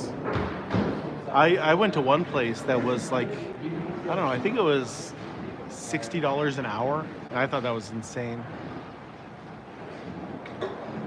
Yeah. Riverwalk Lanes has very fair pricing. Dover Bowl, back when they were a place, that place was $60 an hour. That was crazy. I'm like, no, I don't think so. No, they closed. It's a casino now. I've signed autographs, which I always thought was pretty neat. I did one just this past Tuesday. I bowled against Troy Funyer for $1, and then he beat me, of course, because he's a much better bowler than me. So I gave him my $1, and he's like, no, you got to sign it. So I autographed it for him, gave it to him. Yeah, the Friday Night Pro League is a great league to record, so Candlepin Bowling Network does that also. Oh, great shot. No, you cannot make enough money doing this, Johnny, to make this a career. Yeah, unfortunately, there's not enough money for that in Candlepin. No matter what, this is a big hobby for everybody, even quote unquote pro bowlers. Do it for the love, not for the dollar bills. Highest score you can get is a 300. If you throw 12 strikes just like in 10, then it's a 300, but it's never happened in the history of the game. Nice, yeah. Yeah, duck pin's a lot bigger than Candlepin. So you'll see a lot of places who want to do something a little different do duck pin. Scoring-wise, Breezy? Scoring-wise, it's almost the exact same. First ball still strike, second ball still spare, worked the same way. The third throw is the only difference, and it is total pinfall only. So that third throw, if you knock them all down with that, it's just a 10 and that's it.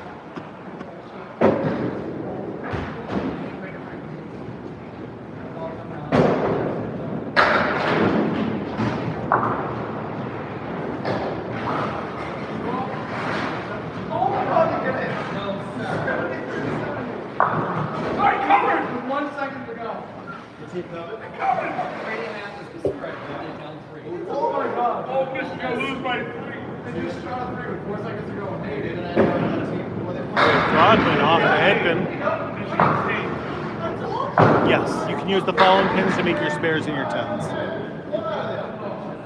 No oil on the lanes.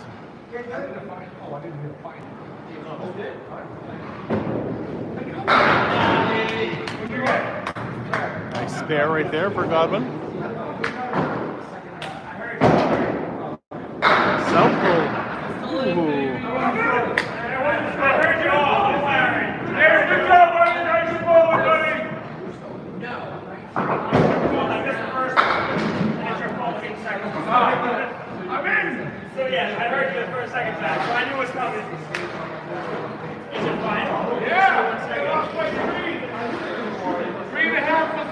You don't like the Riverwalk lanes across the front? Yeah, 70 73. I hear what you're saying, John, but I'm telling you, a faster ball helps more. It really does. It can be, Scott. Hitting the head pin is very important in Candlepin. Very, very, very important. I know my score goes up a lot when I'm hitting the head pin consistently.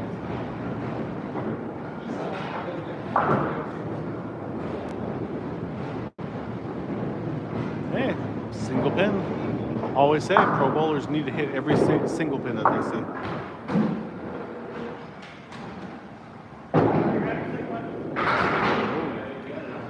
No good on that one. That hit the piece of wood in the gutter first, so that was no good.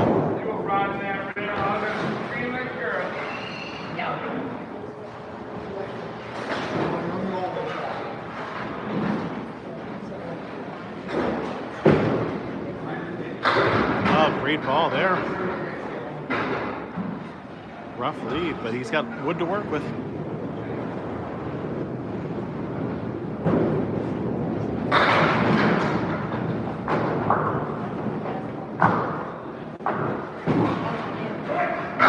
How many pro teams bowl there? Oh, so tonight there's only 2 teams here, but there is a bunch of teams in the league. But it's a travel league.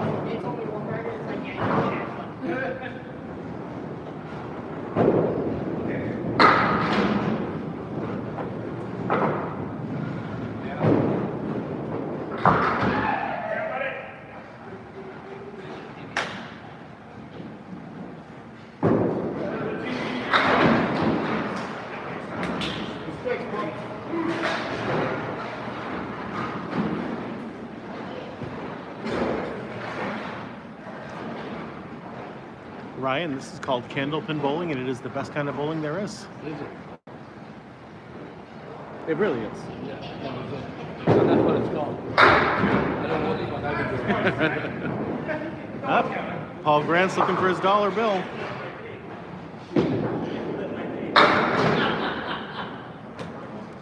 Yes, it is 12 inches from center on each pin. I have said it so many times, Travis. So many times. I don't even think about it when I say it anymore. Oh, there's a nice spare from Ricci. I wish you had it in Iowa too. I wish Candlepin was everywhere. That's an interesting shot right there. Yeah, so with 12 inches from the center on each one, 2 balls can actually fit in between each pin.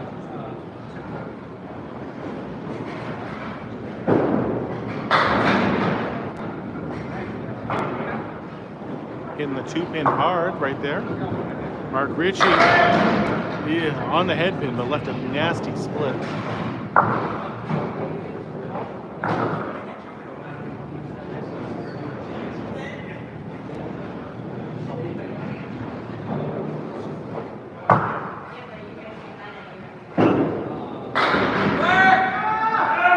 Yes, there's a lot more space down there than you think. Like I said, 2 balls can fit in between each of those pins.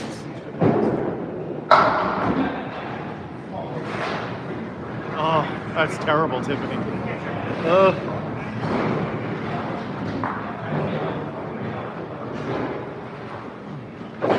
When I was bowling against my brother, I was constantly getting the 2-3-4 leaf.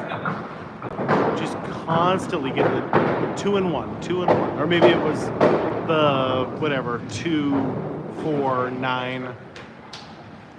But always big splits every single time. It's so frustrating.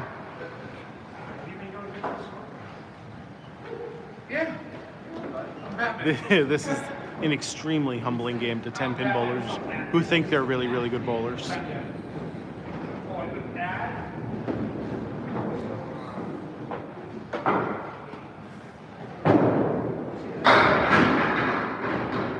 Yeah, we still had a good time because it was brother versus brother, and we were playing to see who had to pay the bill at the end. No, this is a very old bowling alley.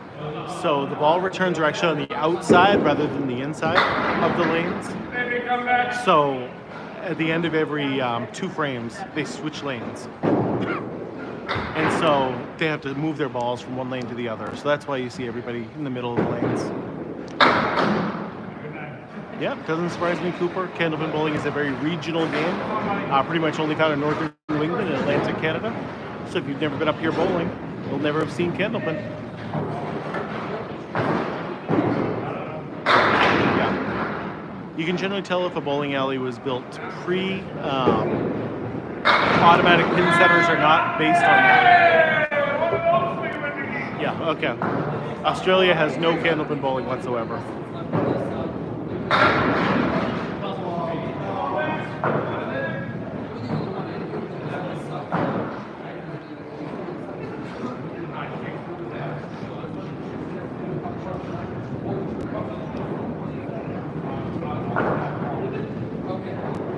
Every once in a while, we get one, John.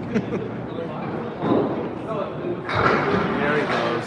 Nice job, JJ.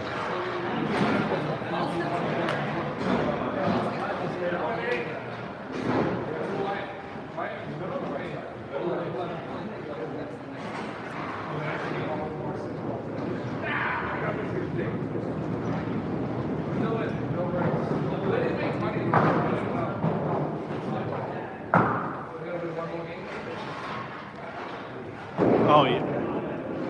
Max is a better bowler than I am, Chris.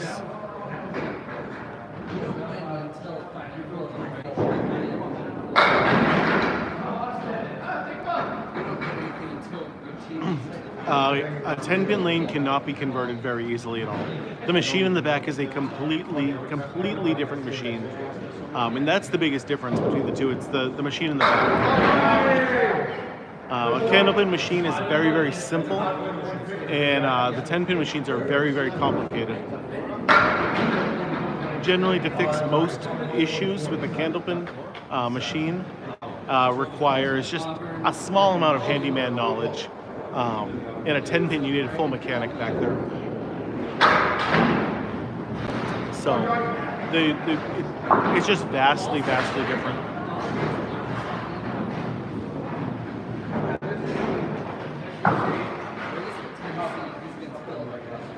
John Starner on the right, Austin Barnes on the left. Starner on the head pin. Left with a big split. 6-7-10. Yeah, the lanes, the ball returns, all the exact same almost. But it's just behind the scenes, that's the big difference.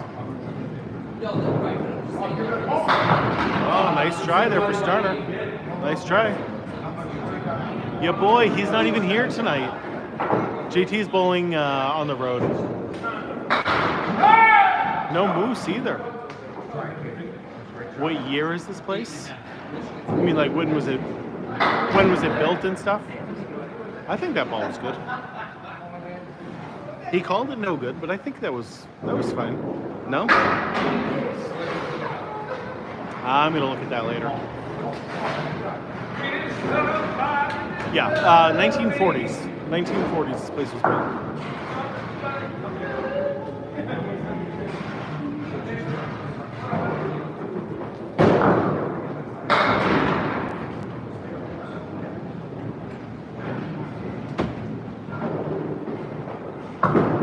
So, Tyler, we are at River Rock Lanes in Amesbury, Massachusetts. Yeah, string pins are a lot easier, but you can never do string pins in Candlepin. They would definitely get all knotted up with how we leave the pins up there.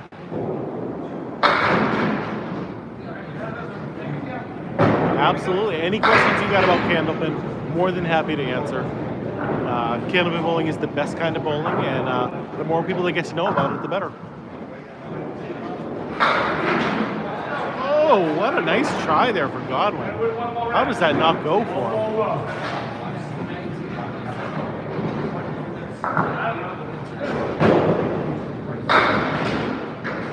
That's called a half Worcester right there.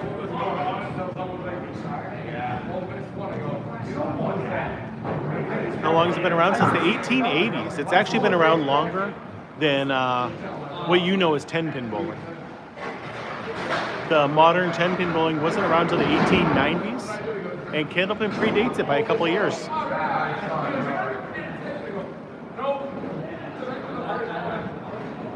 Yeah, no holes on the ball, in the ball, Kai. Wow, misses the head pin, but getting a nice 8-drop out of it.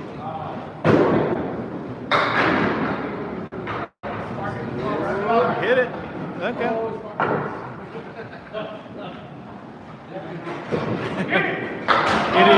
It is very regional, Tyler.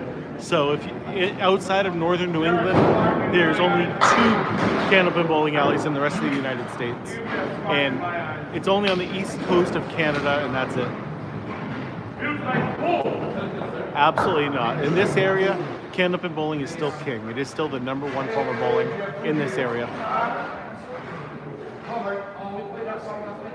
Yes, yeah. There's nothing in Minnesota at all. It is very much Massachusetts, New Hampshire, Maine, and Vermont.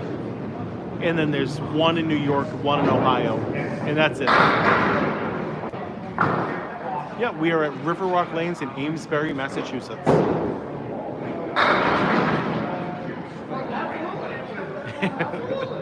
That's all they talk about is the oil, Kai. Well, next time you come up this way, check out some Candlepin bowling. It's a lot of fun. It's difficult. It is very, very difficult, but you cannot put a hole in the ball. No, absolutely not. Patrick, this is called Candlepin bowling, and it is the best kind of bowling there is. So the problem with the place in Ohio, you have to rent out the entire alley if you want to use it. It's more for like corporate retreats and weddings than it is for regular bowlers to just go in there. These guys are pro bowlers also. They make this look easy.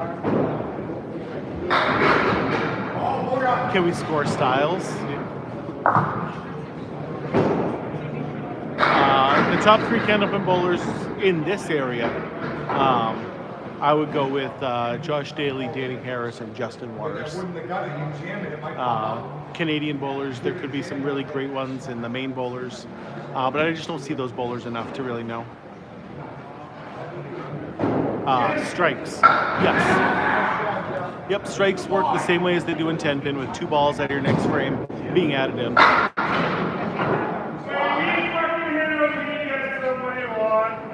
This is a scratch league, so that's what makes it really the pro.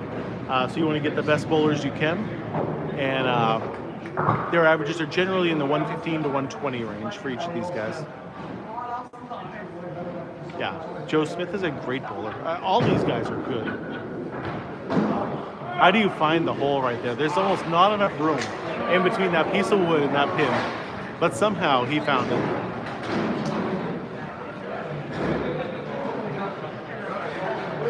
Almost too good right there.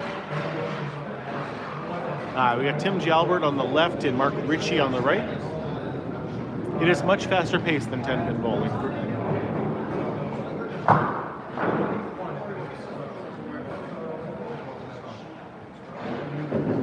Mark Ricci, border Worcester to the left, just the 2-pin.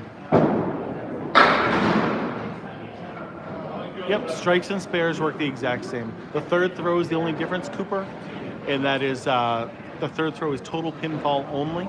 So if you knock them all down, your third throw is just a 10, and that's it. Nothing bonus for your next frame.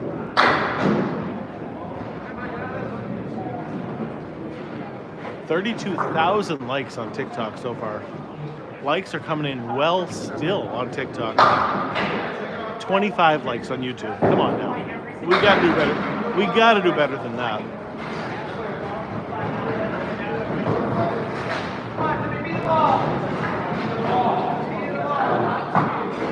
This is game 3 of 3, by the way.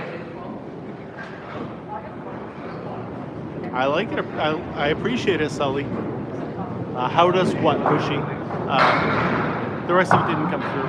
How does the scoring go? Yeah, I can do that again. The first ball is still a strike. 2 bonus balls if you knock them all down your first ball, just like in 10 pin. Your second ball, if you get them all down, it's a spare, same as in 10 pin. 1 bonus ball at your next frame. Added to your score. What a shot from Mark Ricci! And if you knock them all down your third throw, it's just a 10. Nothing extra, just a 10. I think it actually makes more sense than 10 pin bowling in that aspect.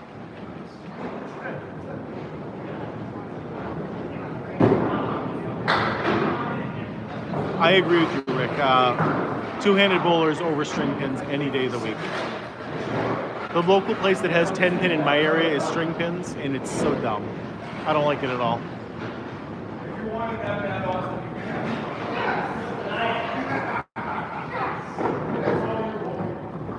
So they're moving their balls from one side to the other right now. That's what they're doing. Because our ball returns are on the outside in this lane, in this league.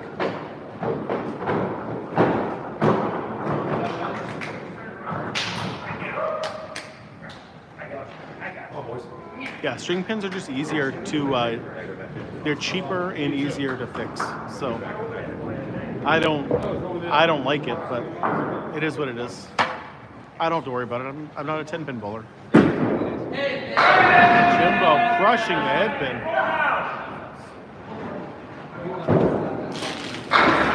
There he is. Oh my God, that's cute. Go make it. Who cares? Shut up. Go make it. People are making stupid stuff in here tonight. Go get it.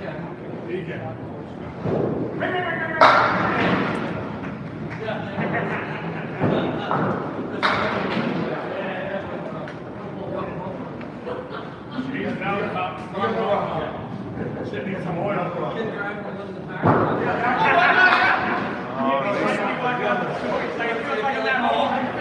JJ just missed that one. Need to go slightly more to the right there.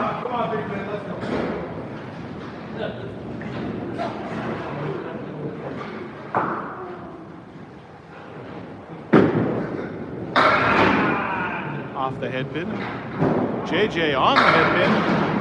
Oh, huge split left. Oh, Lord.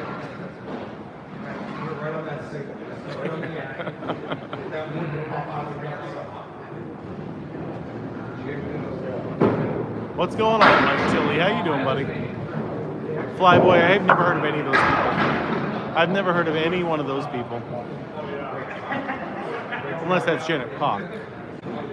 Heard of her.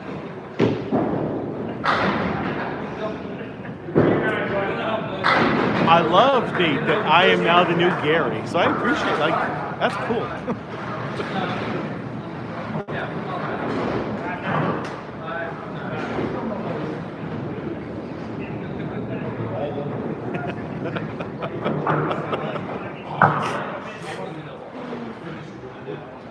I bet there is no Guinness World Record for strongest rotator cuff, but now I want to get that record. I want to.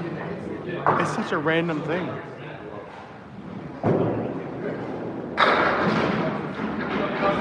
.204 is a great score. Yeah, there's comets and cobras and there's other ones, but like I use cobra balls. There's a nice spare right there. I think my rotator cuff is pretty strong. What a shot! Great 10 right there. Whole second half, right here. Let's go. Yeah, we don't have a storm of Candlepin bowling. That is not a thing. Because the balls aren't that much different. It just you wouldn't get that. Dude, wake him up and let him bowl. Wake him up, let him bowl. That kid'll throw a fucking 10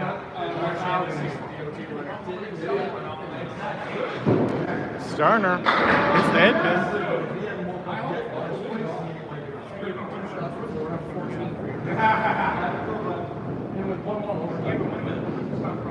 What is like replacing storm? I don't know what you mean. It would mess up their 10-pin delivery for sure. Yeah, Epco, the Paramounts are definitely the top brand, but it's not people don't really like wear like they do with the Storm stuff. They don't really care that much about it. Yeah, you can't bowl well unless you have a New England accent. That is a that is a top tier requirement.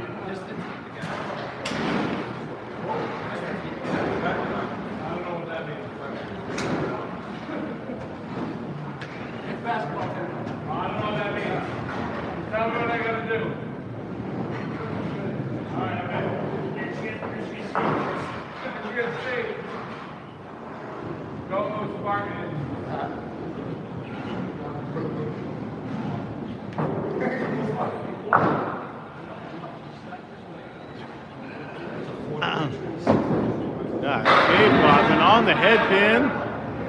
Close. Ooh. Ryan Southall dropped that ball hard. Come on, man. Come on, man.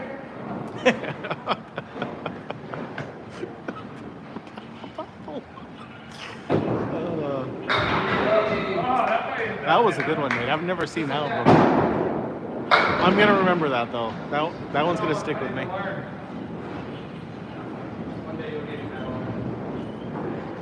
Yeah, shoes are the exact same as 10-pin. We use the Dexters for the most part. I know Max had some pyramid ones, but those were not good. I did not like the pyramid. I know, he's killing it tonight. I love it.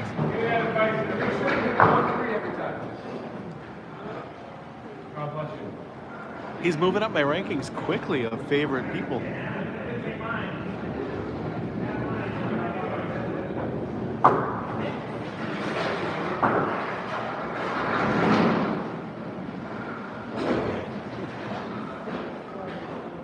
Yeah, Max did not like those shoes at all.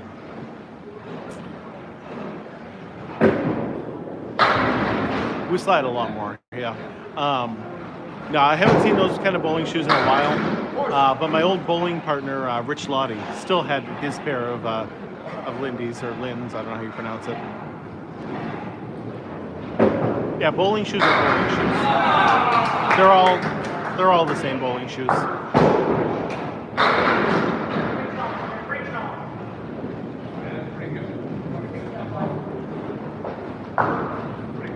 Yeah, we all made fun of him for how old his shoes were, but they still worked for him, so I think he just kept using them. You wouldn't foot foul. You'd learn to get it. You'd learn to be able to do it.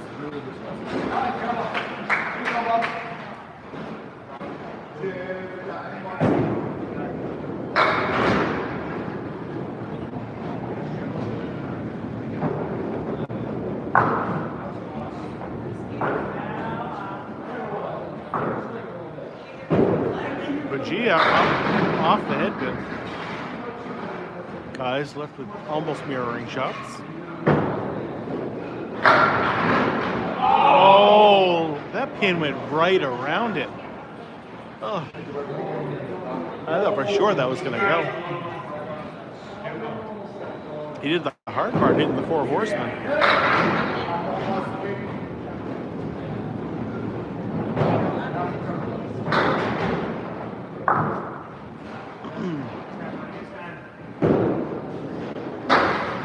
Ouch. Left the sloppy salmon up there, just the head pin.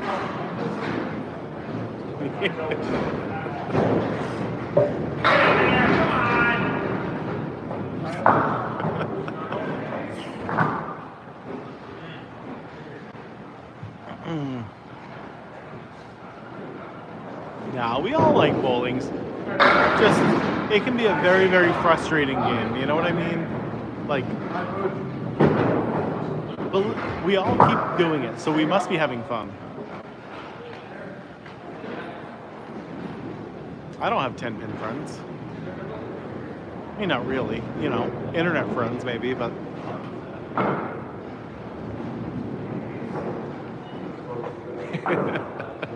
Yeah, that's what happens when you leave just the head pin. I call it the sloppy salmon. Named after my friend Chris Salmons, who constantly leaves just the head pin standing.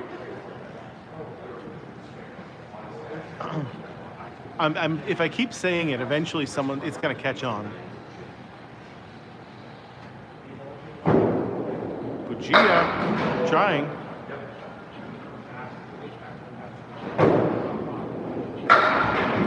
Oh, what a shot. Oh.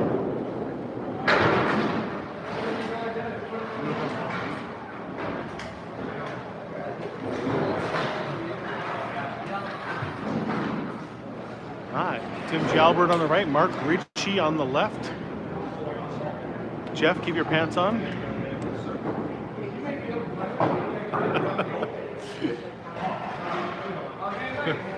Oh my God, can you imagine?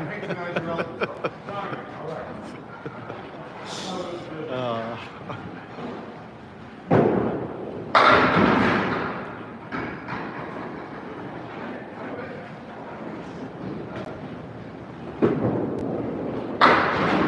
half Worcester there. Never fun.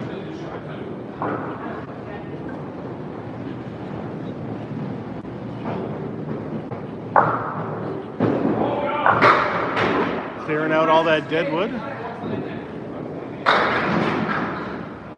Mark Ricci left with the high-low shot. Nope. 7 pitfalls.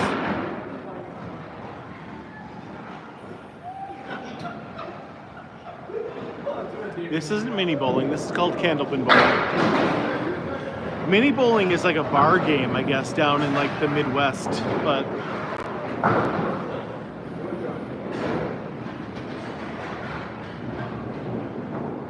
yeah, I've heard of it, but yeah, this is Candlepin bowling.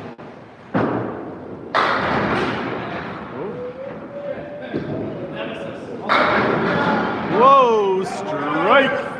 Strike there. Let's go.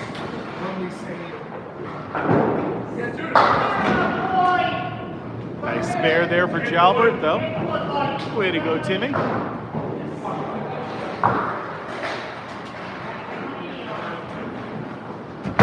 Yeah, Candlepin bowling is very, very regional. You're only going to find it in northern New England and Atlantic Canada.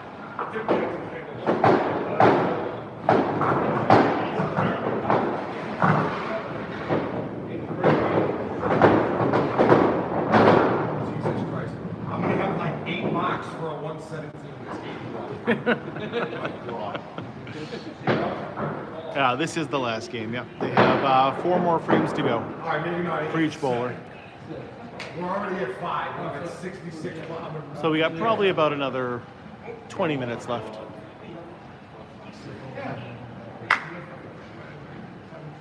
Yeah, that's exactly what it is, Rick.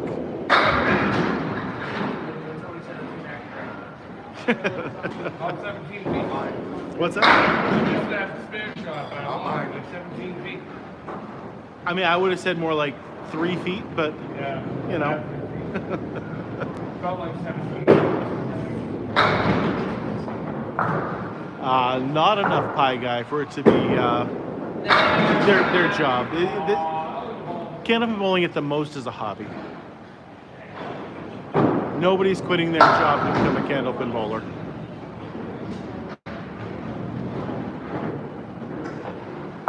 I mean, I would say though, the most someone could reasonably expect would be maybe if you entered every single tournament, you'd lose money. You would probably lose money, but maybe $10,000-$20,000 a year, maybe.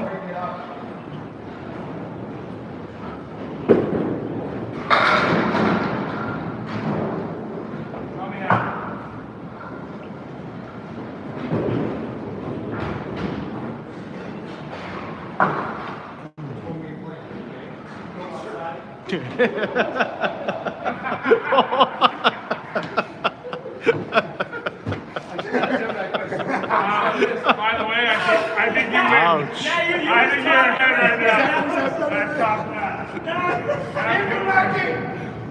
You made Jimbo stop. Yes. I mean, you win. Yes. I've been to a Candlepin place up in Northwest Vermont. Look at this, buddy. Maybe not in the same area as you. Went to this place called like Star Bowling. It was behind a bowling alley. Or behind a pizza place, I'm sorry. Like random on the side of the road. I just saw a sign that said I think Candlepin, he's so we playing the stopped left in side. there. All right, he's playing the left side. It's not that it's dangerous, but because you could throw it so far, they just made it illegal. Because you can really damage the lane if you threw the ball out there 20, 30 feet, you know?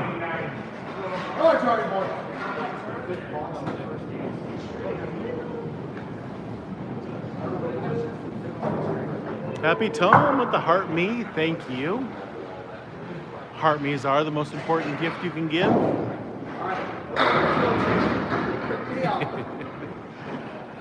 I luckily have never been pulled over in Vermont. Oh, strike there. Let's go. Do I know Rob Taylor? Name doesn't sound familiar. Unless that's the guy who used to do the kids show. Was that his name? I thought his name was Robbie something.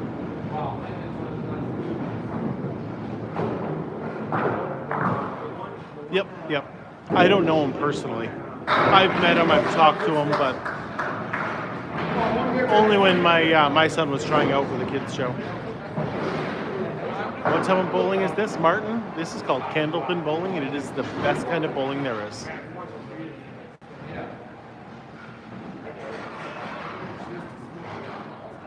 I don't know. I have not seen him in a long time doing anything. COVID really wiped out all that whole show that he was doing.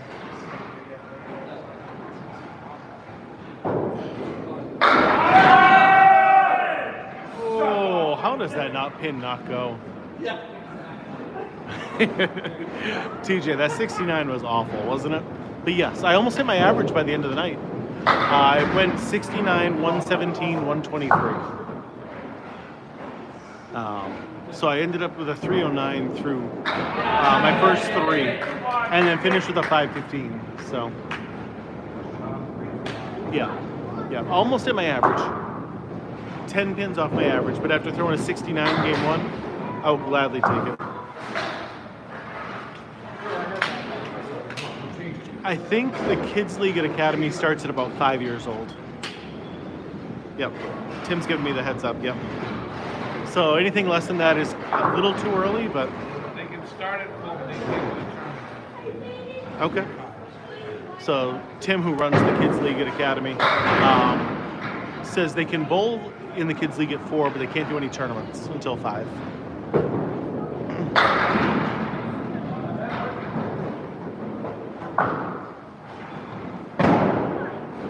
Rules are very similar to 10-pin. First ball is still a strike, second ball is still a spare, third one's total pinfall only. We get to leave the fallen pins up there to make our spares and our 10s. That's a big difference. And differences in rules, I think that's about it though. No oil on the lanes, that's not a difference in rule though. It's still just bowling, you know, no matter what. It's still just gonna be bowling.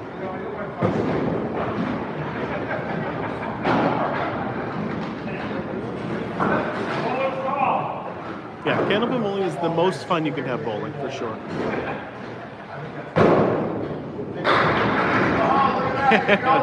Let's go. You can do it, Patrick.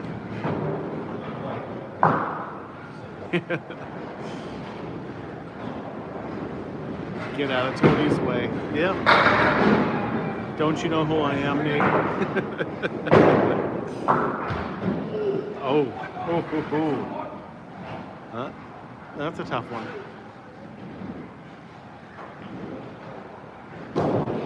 Godwin. Running down the 4 horsemen. Great throw.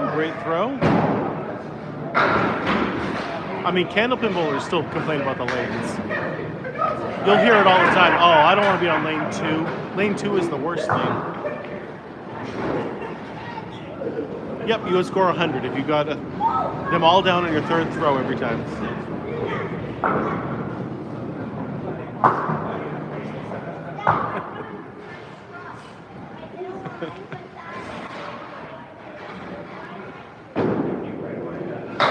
Yeah, you can't hook the ball in Candlepin.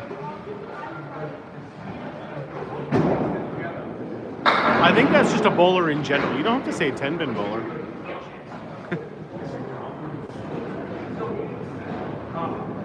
Bowlers will complain about everything. Oh, what a shot. What a way to play it.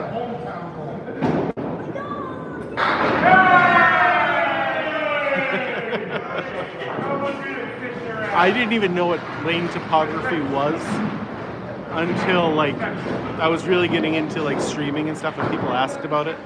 I had to like go look it up. I had never heard of that before. You didn't say with all due respect.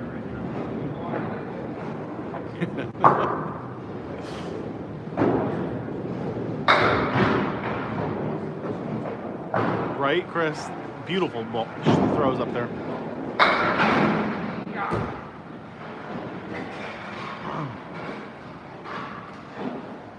Yeah, welcome to Candlepin right there.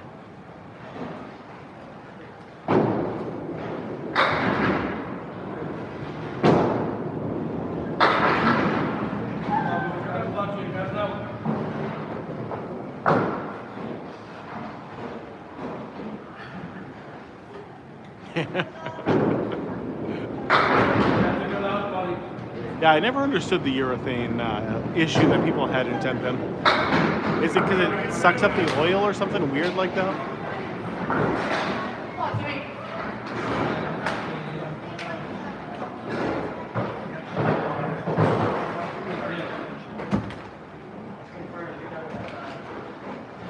Mark Ricci on the right, Tim Jalbert up on the left. Uh-oh.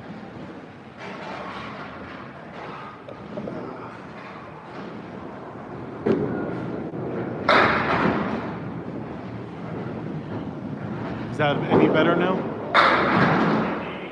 Microphone issues all fixed. Generally, that's all it takes. Yeah, okay. Yep, I don't understand why, but every once in a while I just have to unplug it and plug it back in. It's probably my phone. I could probably get to clean that inner like hole at the bottom. Timmy off to the side.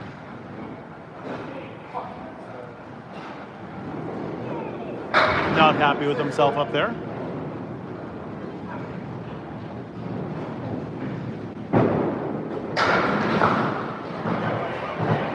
Yeah, we don't have anything on the inside of our balls.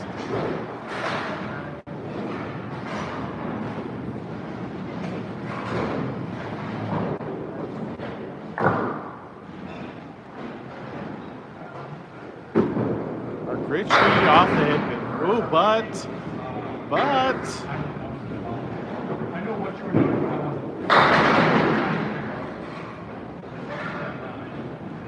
Hi, Sully. Good seeing you, buddy. I'll see you Tuesday. Thanks for stopping by. Always appreciated.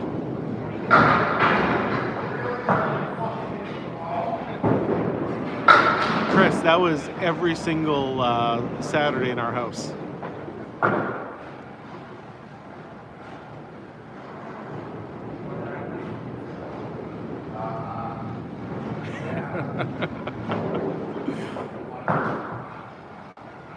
I had to get those galvanized steel balls specifically made.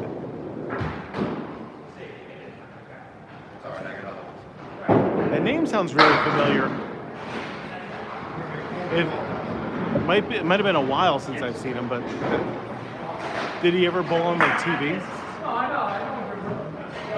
Because like I said, the name sounds familiar, but that's all I remember.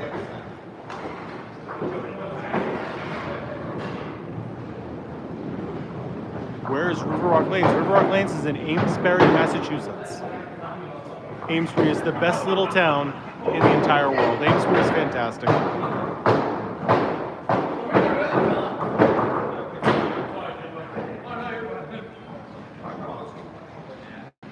I don't know. It always does look like a green screen here, and it's the lighting. That's the best explanation I can have. It's not a green screen, I swear, but definitely looks like it.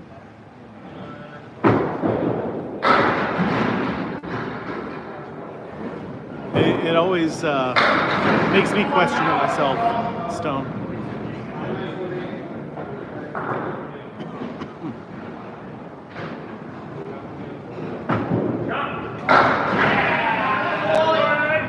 The pins look like that because this is Candlepin bowling. Candlepin is a very regional form of bowling, pretty much only found in northern New England and Atlantic Canada. We use smaller balls, smaller pins, and we like to make everything more difficult on ourselves.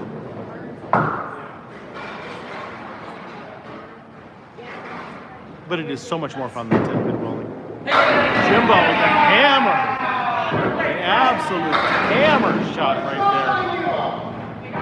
Woo.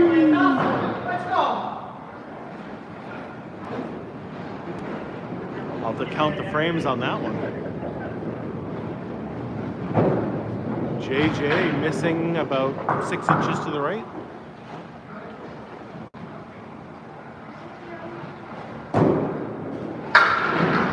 Beautiful 10 right there. Beautiful 10.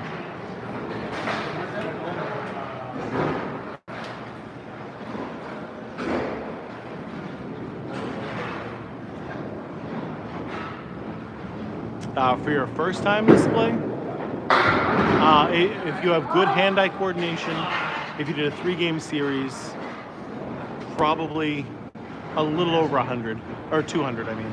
Between 200 and 250 would be my guess. Yeah, if you were a consistent bowler, Jeff, that's the case. But if you are just a first-timer, probably between 200 and 250, depending on how naturally good you were at bowling.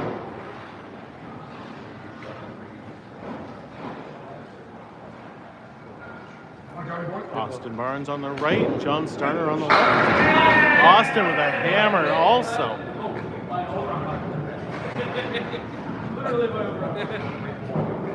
The strikes just keep coming. Academy. Whoa, Starner with the answer. Back-to-back strikes right there.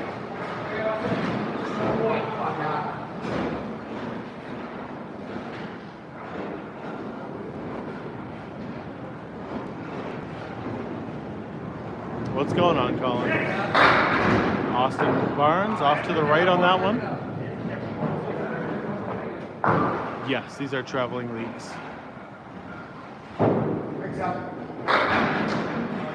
Starner also going off to the right, but even more so than Austin.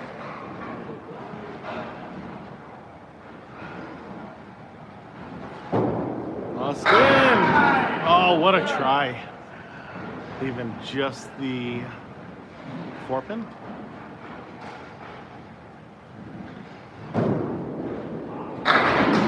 I just have to count it sometimes, Mark.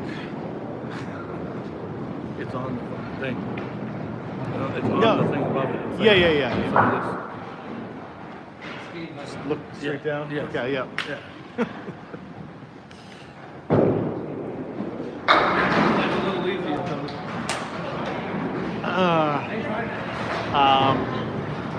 I'll give you the scores after all the game is over. But JJ.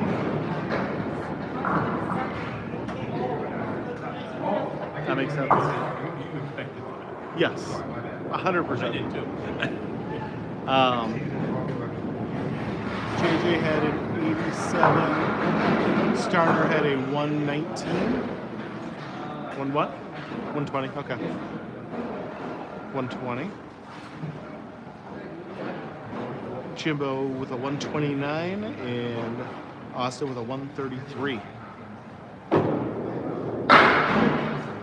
for this game so far. I know, I wish I could show you guys the scores as it's going along, but it's still pencil and paper here. So it's hard for me to show you guys and then have you be able to see the actual lanes.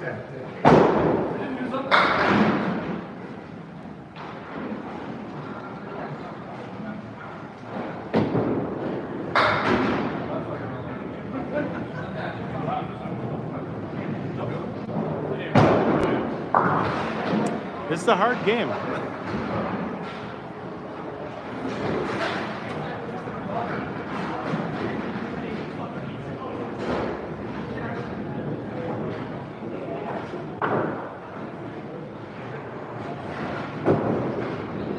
Godwin on the head pin.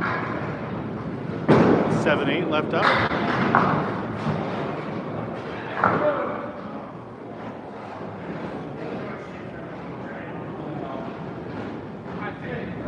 Some wood to work with though.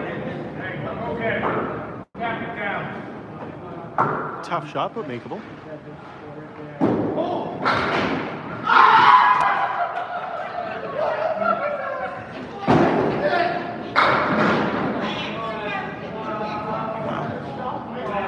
Yes, he does drop the ball a lot.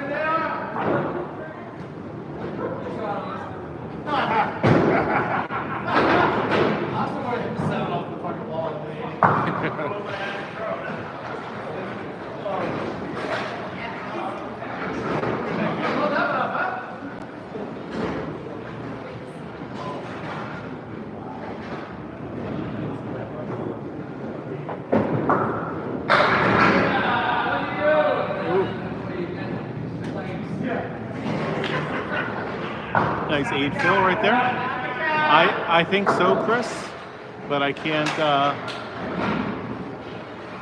But that is not something that I can say anything about.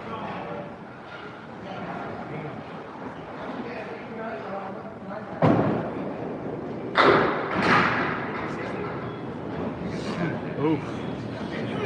So the lob line is that line right there. Your ball is to make contact with the lane prior to that, or else it's a foul ball.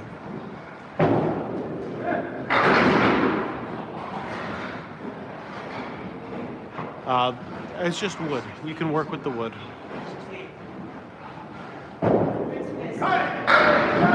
Nice shot from buggea. That's what makes Candlepin bowling the most amount of fun, is the fact that every spare is different, and there's so much variety. You got to learn how to use that wood in so many different ways.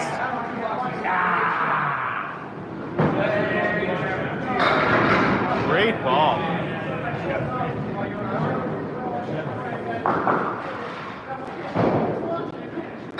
The pro bowlers know how to use the wood well. There you go. Nice spare for Joe Smith on the right.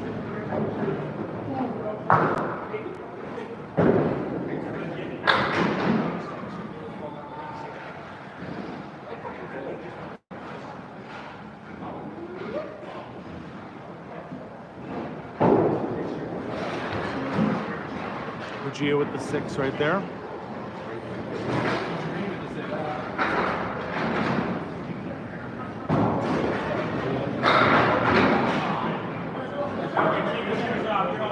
Yep, that's it. Every shot is new, every shot is different, and like you might have seen something a few times, but it's just more fun. There's more variety. All right, final 2 bowlers coming up now. Joe finished with a 103. Dave Godwin with a 126. Southall 99 and buggea 103. That was a great ball.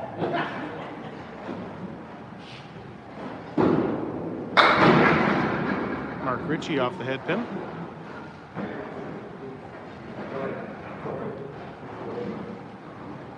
Yes, buggea has a backup ball.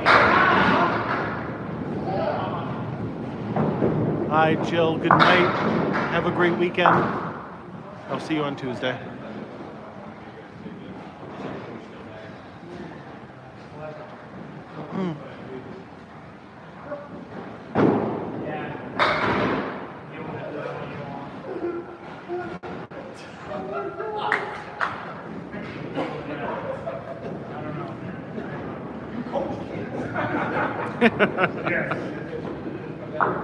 I will not be bowling Sunday. I'll be bowling Sunday night, but I can't stream that one.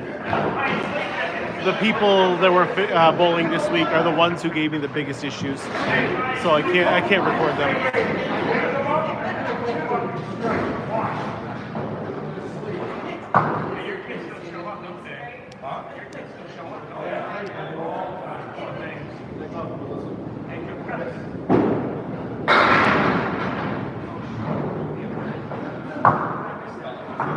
And then Sunday morning I'm going to be, I don't think I'm going to be bowling. I'm going to a concert tomorrow night, and I'm going to be out late, so I don't think I'm going to get up to go bowling.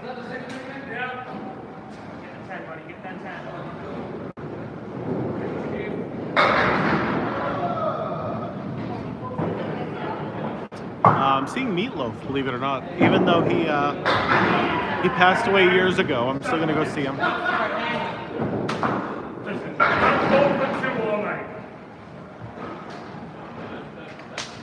Academy 2 winning that one handily.